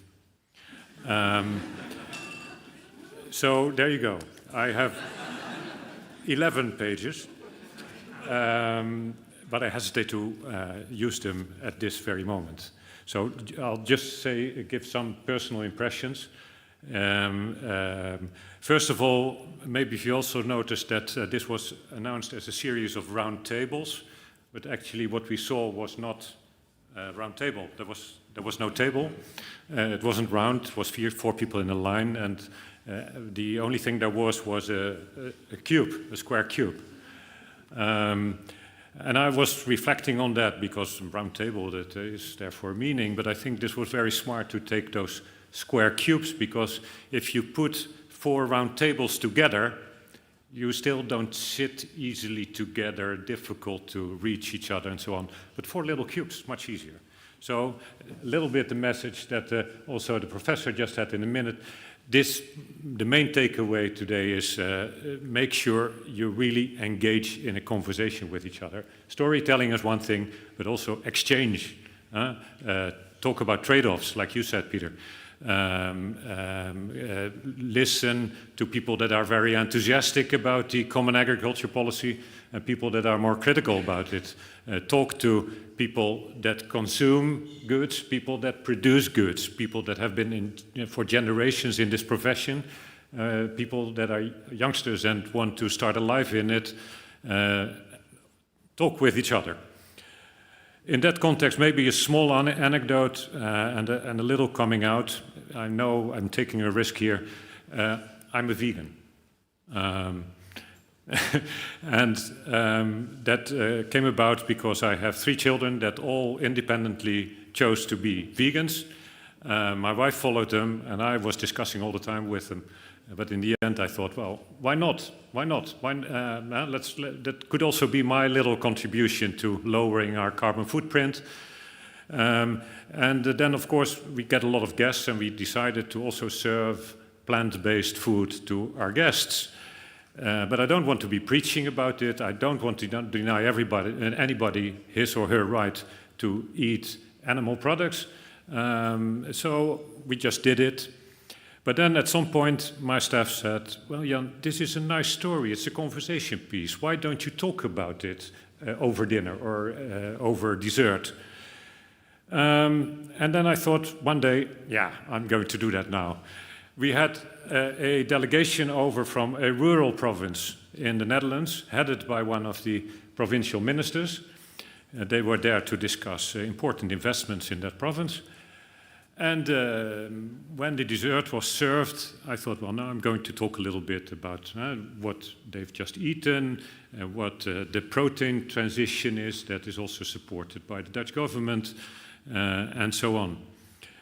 And I really got started and talked a little bit about it. And then the lunch was over, and we stood up, and the regional minister that was next to me said, well, Ambassador, perhaps I should have said that I'm from BBB.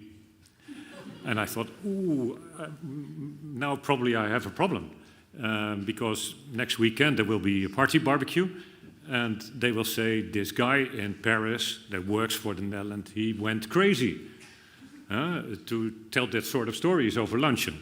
So I didn't sleep for a couple of nights, but then beginning of the following week, there was a post on Facebook of that regional minister, and he said, we had a very interesting meeting in Paris, very fruitful. We were wonderfully received by the Dutch ambassador there, and very interestingly, he served plant-based food to also contribute a little bit to the protein transition. And that was for me really an eye-opener, because seriously, I thought, well, now I'm into trouble. So don't think out of stereotypes. There are different voices everywhere, and the important thing is to engage in a discussion and don't have any judgments on what the other should think or say beforehand. So I think that also what we did here today was really in that spirit. Compliments for choosing the subject and for getting these people together. So well done, dear colleague François Labrune and your teams.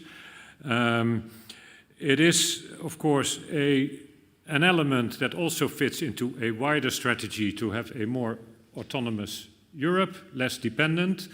And in that respect, I wanted to make also the announcement for the 24th Erasmus-Descartes conference that will take place next year in Paris, will be organized by the Dutch Embassy in France, and it will be about European security and the wider issue of resilience. So that's the subject for next year. With that, I think I've come at the end of my speech. A big thank you to everybody that collaborated in organizing and executing this wonderful afternoon, and also to all the participants for being here. Thank you very much. Thank you. Thank you so much for that really nice anecdote and giving us that eye-opener at the end. We're almost at the end of the conference, but there's a special part of the conference happening now, because today is all about bringing people from different backgrounds together, collaborating between organizations, between our two countries.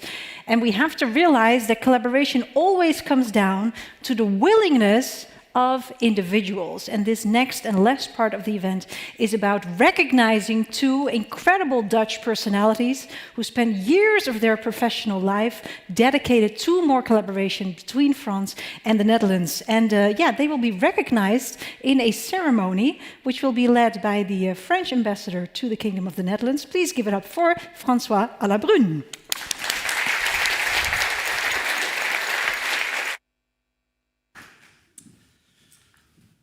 Good evening, everyone.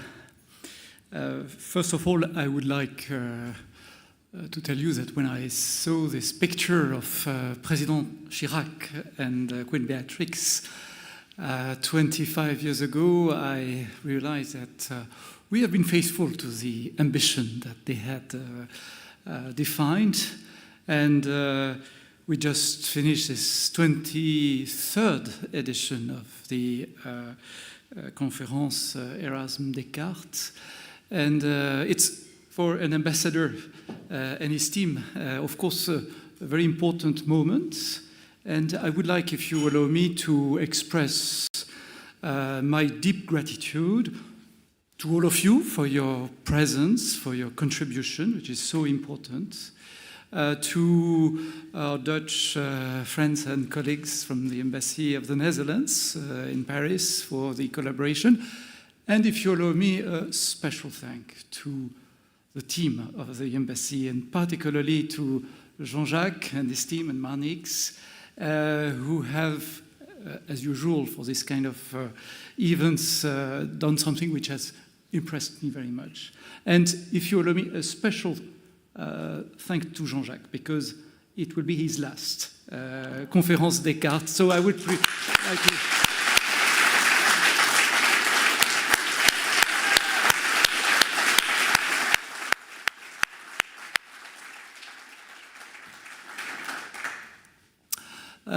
This debate, I will not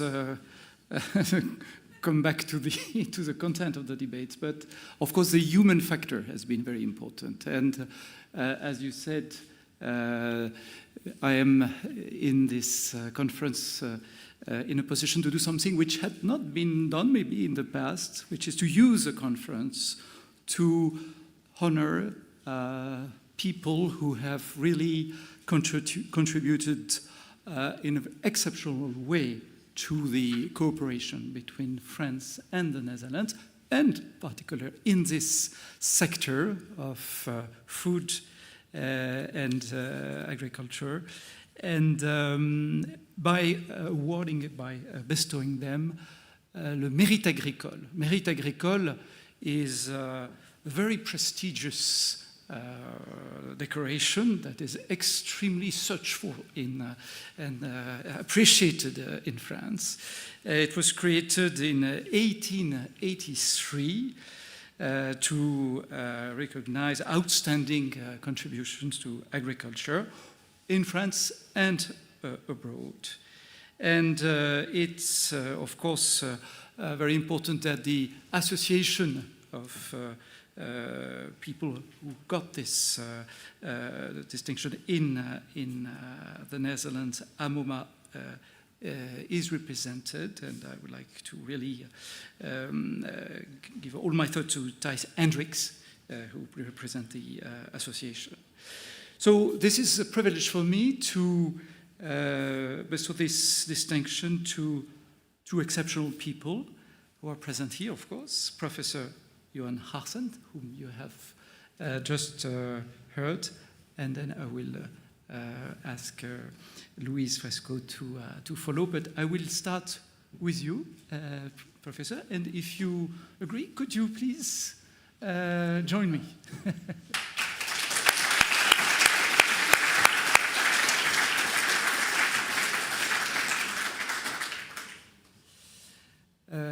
Monsieur le professeur, Arsène, beste Johan, when one thinks of you, one does not think only of a professional with an outstanding track record, but as a true bridge builder between disciplines, sectors, countries, and above all, between people.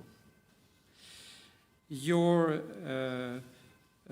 chair at Utrecht University is a perfect example. You connect research on food and nutrition with health sciences and pharmaceutical innovation, creating synergies that benefit both science and society. For more than 20 years also at Danone Nutrition Research in Utrecht, you have been a catalyst for collaboration between academia and industry. You strengthened the ties between the Netherlands and Danone headquarters in Saclay and helped shape a thriving Franco-Dutch academic, scientific and industrial cooperation with partners such as INRAE, Institut Pasteur and AgroParisTech. You also led Future Food Utrecht, a platform where researchers, students, policymakers, entrepreneurs and citizens work together on the sustainable transition of our food systems, giving young talents not just a voice, but a real role. Your colleagues often say you don't lead by giving orders. You start by asking, what do you think needs to happen? And then you listen, you connect, you inspire action. That is your strength, conversation, connection, and momentum. Your energy, your openness, your ability to bring the right people together helped us to shape this conference program that is both ambitious and meaningful, and we would like to express also a particular gratitude for that. You are always exploring new territory, novel partnerships, unconventional funding routes, bold ideas that don't yet fit the system. You encourage your team to take initiative, to dare, to grow. You foster a culture of trust, curiosity, and courage. Today we celebrate not only your achievements, but also the person you are. You don't seek individual praise, but your contribution deserves full recognition. And the presence of so many partners here tonight from the food, health, and pharmaceutical sectors speaks for itself. Dear Johan, this distinction is more than an honor. It is a tribute to your vision, your spirit, and your unique ability to bring people together. Pour toutes ces raisons, et au nom de la ministre de l'Agriculture, de l'Agroalimentaire et de la Souveraineté alimentaire, nous vous faisons officier du mérite agricole.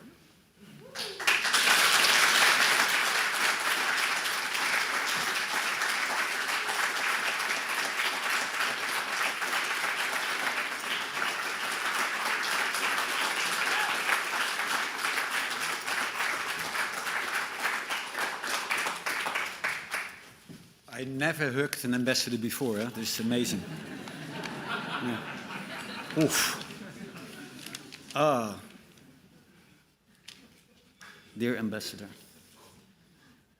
dear governor from France, I'm so proud. Thank you so much. And I have no idea who informed you with all this info. But there must be some spice in this room. Yeah? It's receiving an official Friends Award is unique, especially when you are Dutch yourself.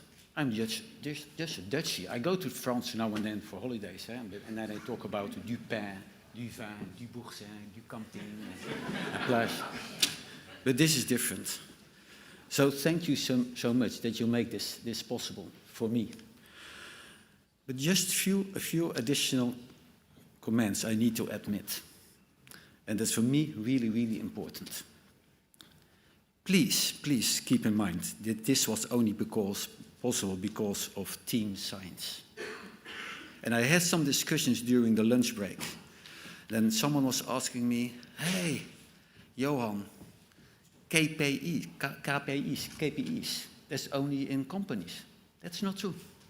Within Utrecht University, one of the KPIs is team science. And that means work together and not in silos. And that's what I have to admit here. This was only possible because of team science. And not only within my academic team, but also within the company I'm in already for more than 20 years. Also their team science is extremely important. No silos, no competition, no elbows, as we say in Dutch, but working together. But that creates synergy. And that's also what I felt during this conference. Having all these different disciplines, all these different expertises, let's combine our forces, because that's the only way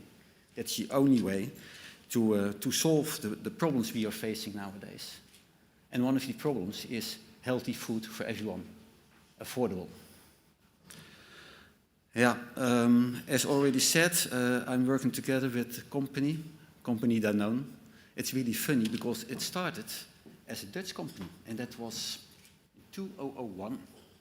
And I'm really happy that Katrien van Laar, she's sitting in the back there. Now she's turning a little bit angry that they mention her names. She was there in that time as well. That was called Numico. It was some sort of spin-off working on healthy food for early life and patients, medical nutrition. It was Nutritia. But at a certain moment, Nutritia was acquired by Danone. And you know what was clear? That the food in the canteen changed directly. Because in the past we only had these unhealthy croquettes, and then at once there was this Danone French food. So the food was much better. So it started with a Dutch company, and then it was acquired by this big French multinational, having research hubs all over the world. So in Utrecht, just 2 minutes walk from my university facility. So these PhD students and young people, they just walk from one place to another.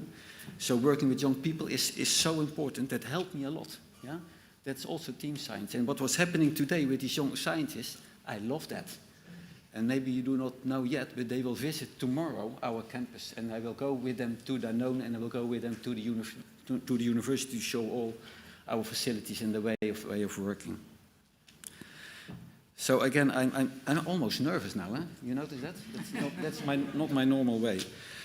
So again, thank you so much. Thank you so much, all my team members. Some of them are here, some of them are online, some of them are just at home. It's incredible. But there's also another thing I have to say. It's not only your colleagues, your team members. Team science, now you will remember this is extremely important, but it's also my private life. Yeah, so I'm really proud that some of my family members are here now. But I already noticed that some of them are still in a traffic jam, because we have the most serious traffic jam ever in the Netherlands today, because of the foggy weather and things like that. So they're watching the YouTube channel in the car now. Yeah, it's amazing. Yeah. So besides thanking all these team members, all these colleagues, I have to thank my family as well. My lovely wife sitting over there.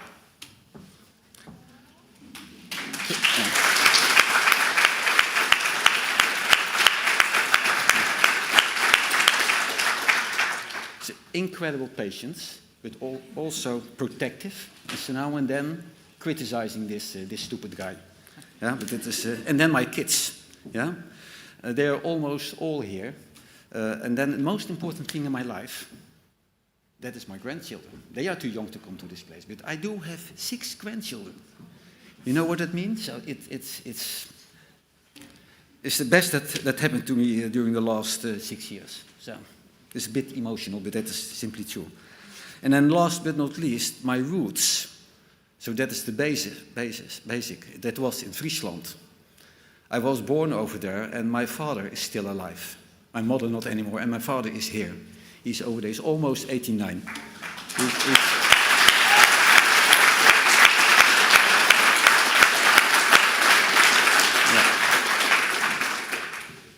So not that healthy anymore, but he needs a proper nutrition with maybe a bit more proteins.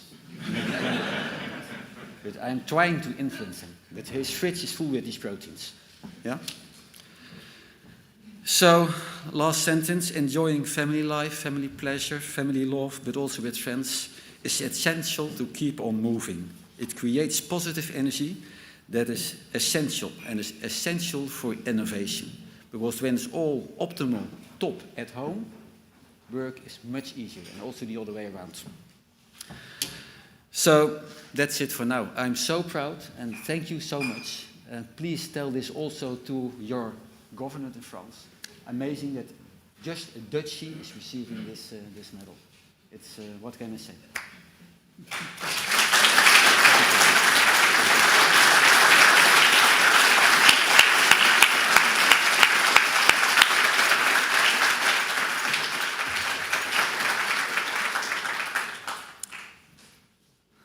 Dank u wel. Je vais maintenant inviter Louise Fresco à me rejoindre.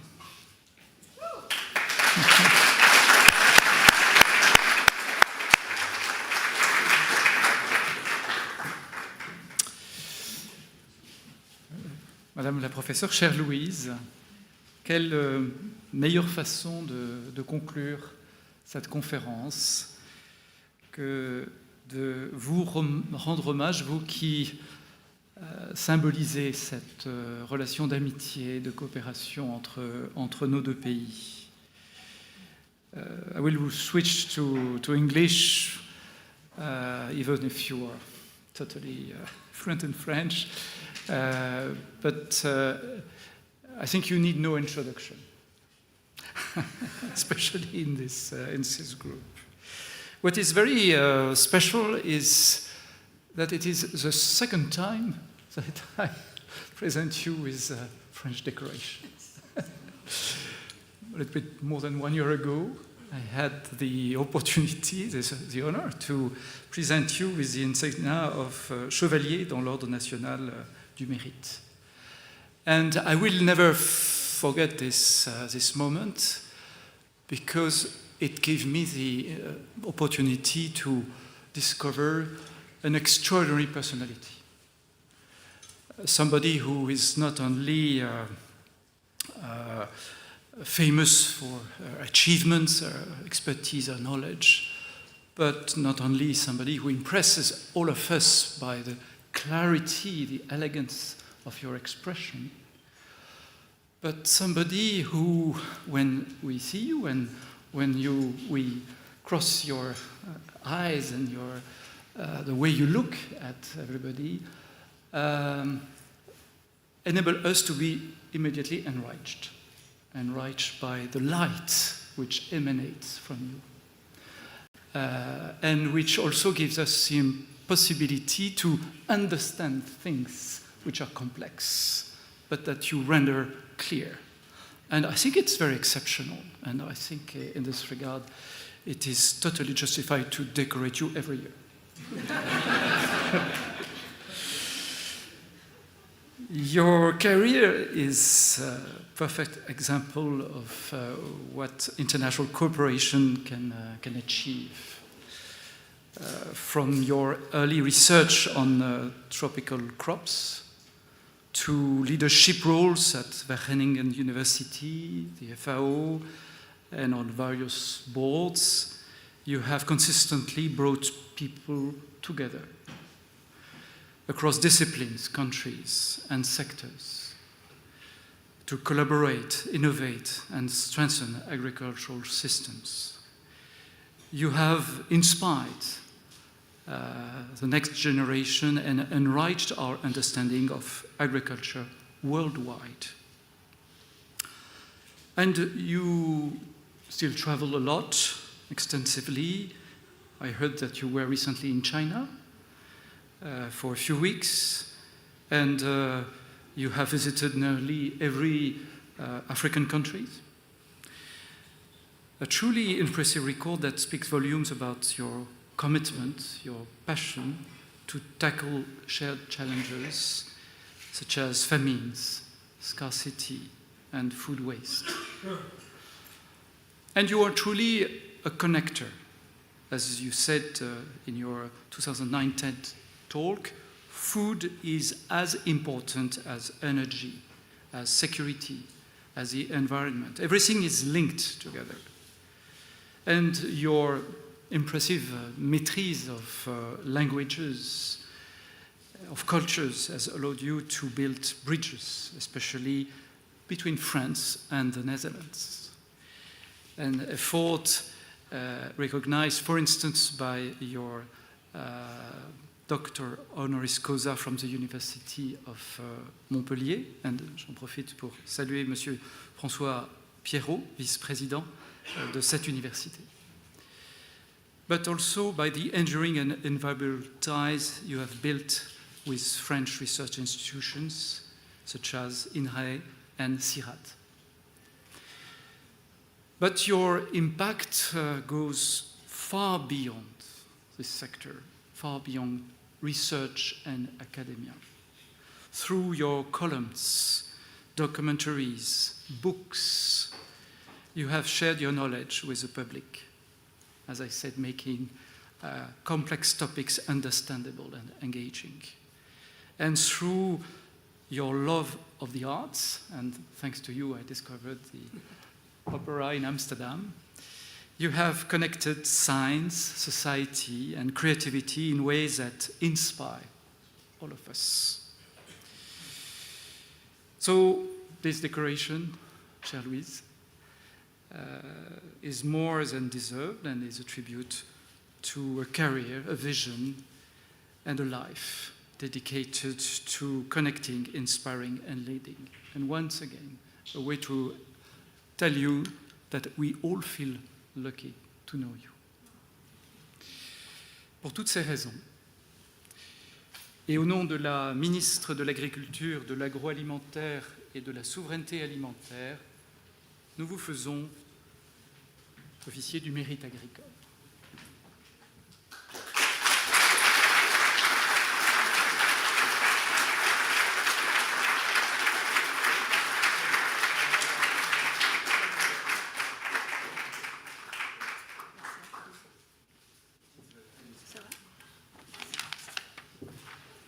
I will say a few words in French and then I'll continue in English.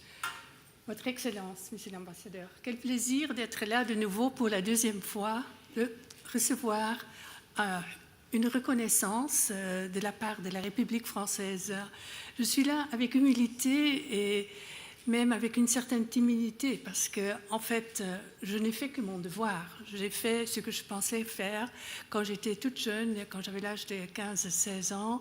C'est justement la famille Nobiafra qui m'a touchée, qui m'a fait penser qu'il fallait faire quelque chose en agriculture et dans le domaine nutrition, santé, agriculture. Et en fait, c'est ça que j'ai fait.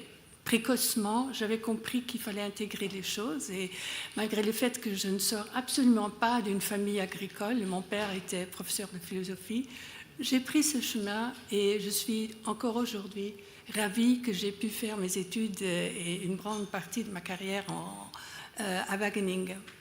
Mais ce qui est le plus important, c'est que quand je pense à ce que j'ai fait comme devoir, c'était toujours une collaboration, une synthèse, une presque, je dirais presque une réunion d'esprit avec mes collègues de beaucoup de pays, mais bien sûr aussi mes collègues français. Je suis rentrée très très jeune encore, j'avais 35 ans je crois, au conseil scientifique du CIRAD. Et c'est justement cette synergie scientifique, culturelle, psychologique qui m'a formée aussi. Et j'ai noté aujourd'hui, en pensant à notre rencontre ici, que c'est très étonnant que deux pays qui sont si divers en termes d'histoire, la France, un grand pays peu peuplé, avec une géologie, une agroécologie très différente des Pays-Bas, une tradition agricole féodale en grande partie, les Pays-Bas tout petits, peuplés de façon très très dense, avec des marécages partout. Pourtant, ces deux pays, en sortant justement au début de l'âge des Lumières, ont développé une science agricole et une science de la nutrition et une science vraiment de l'environnement qui est remarquable. Et c'est aujourd'hui ce qui nous réunit beaucoup plus encore qu'avant. Les deux grands pays qui sont les leaders dans ce domaine sont la France et les Pays-Bas. Donc je suis ravie qu'on a pu avoir cet après-midi. Et de nouveau, je remercie la République française et vous personnellement pour vos mots. Si vous êtes d'accord, j'ajoute deux mots en anglais. It was a wonderful afternoon. It was for me an afternoon with many ideas, of course, that are familiar to me, that make me happy, because some of them, in fact, I was thinking, I probably said this already 25 years ago, but this happens when you get very old and things repeat, l'histoire se répète. But it was an afternoon also full of energy. Yet, at the same time, I have to admit to some worries. We agree geopolitics are probably more difficult than they were ever before. Science, on the contrary, has improved, has developed. The challenge now is to meet the geopolitical challenges, but at the same time also, as you said, many of you, make sure we get a new generation, not just of farmers, but also of scientists. And this is where I want to address the young people in the room. Agriculture is not just about the small and beautiful. It's also about hard work. There are no easy solutions. There's no free labor. There's no free land. And it really requires a very smart, specific type of innovation, which will take many forms. My worry is always that we talk in so many generalities that we think there's one blueprint for the whole of European agriculture. That is not true. But yes, what is there is that if we make progress in developing diversified models of how science can be applied to different eco-ecological systems, then we have something which is indeed not just what we do here, but also a basis for exporting and for sharing our knowledge with the rest of the world. I've spent most of my time outside Europe, at least working on countries outside Europe, and I think that still remains a real important responsibility for all of us. So please go on with your wonderful work and think not just about the Netherlands and France, but about Europe and the world as a whole. There's no peace without food and agriculture. Thank you.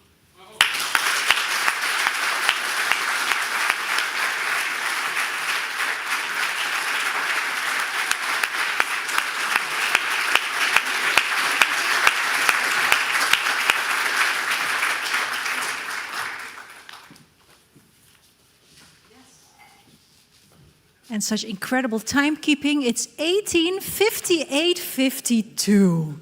So I'm not even going to take a minute. Thank you so much for being here. It was a great conference. Drinks are ready for you. Please join me in one last round of applause for everyone who was here today. Thank you.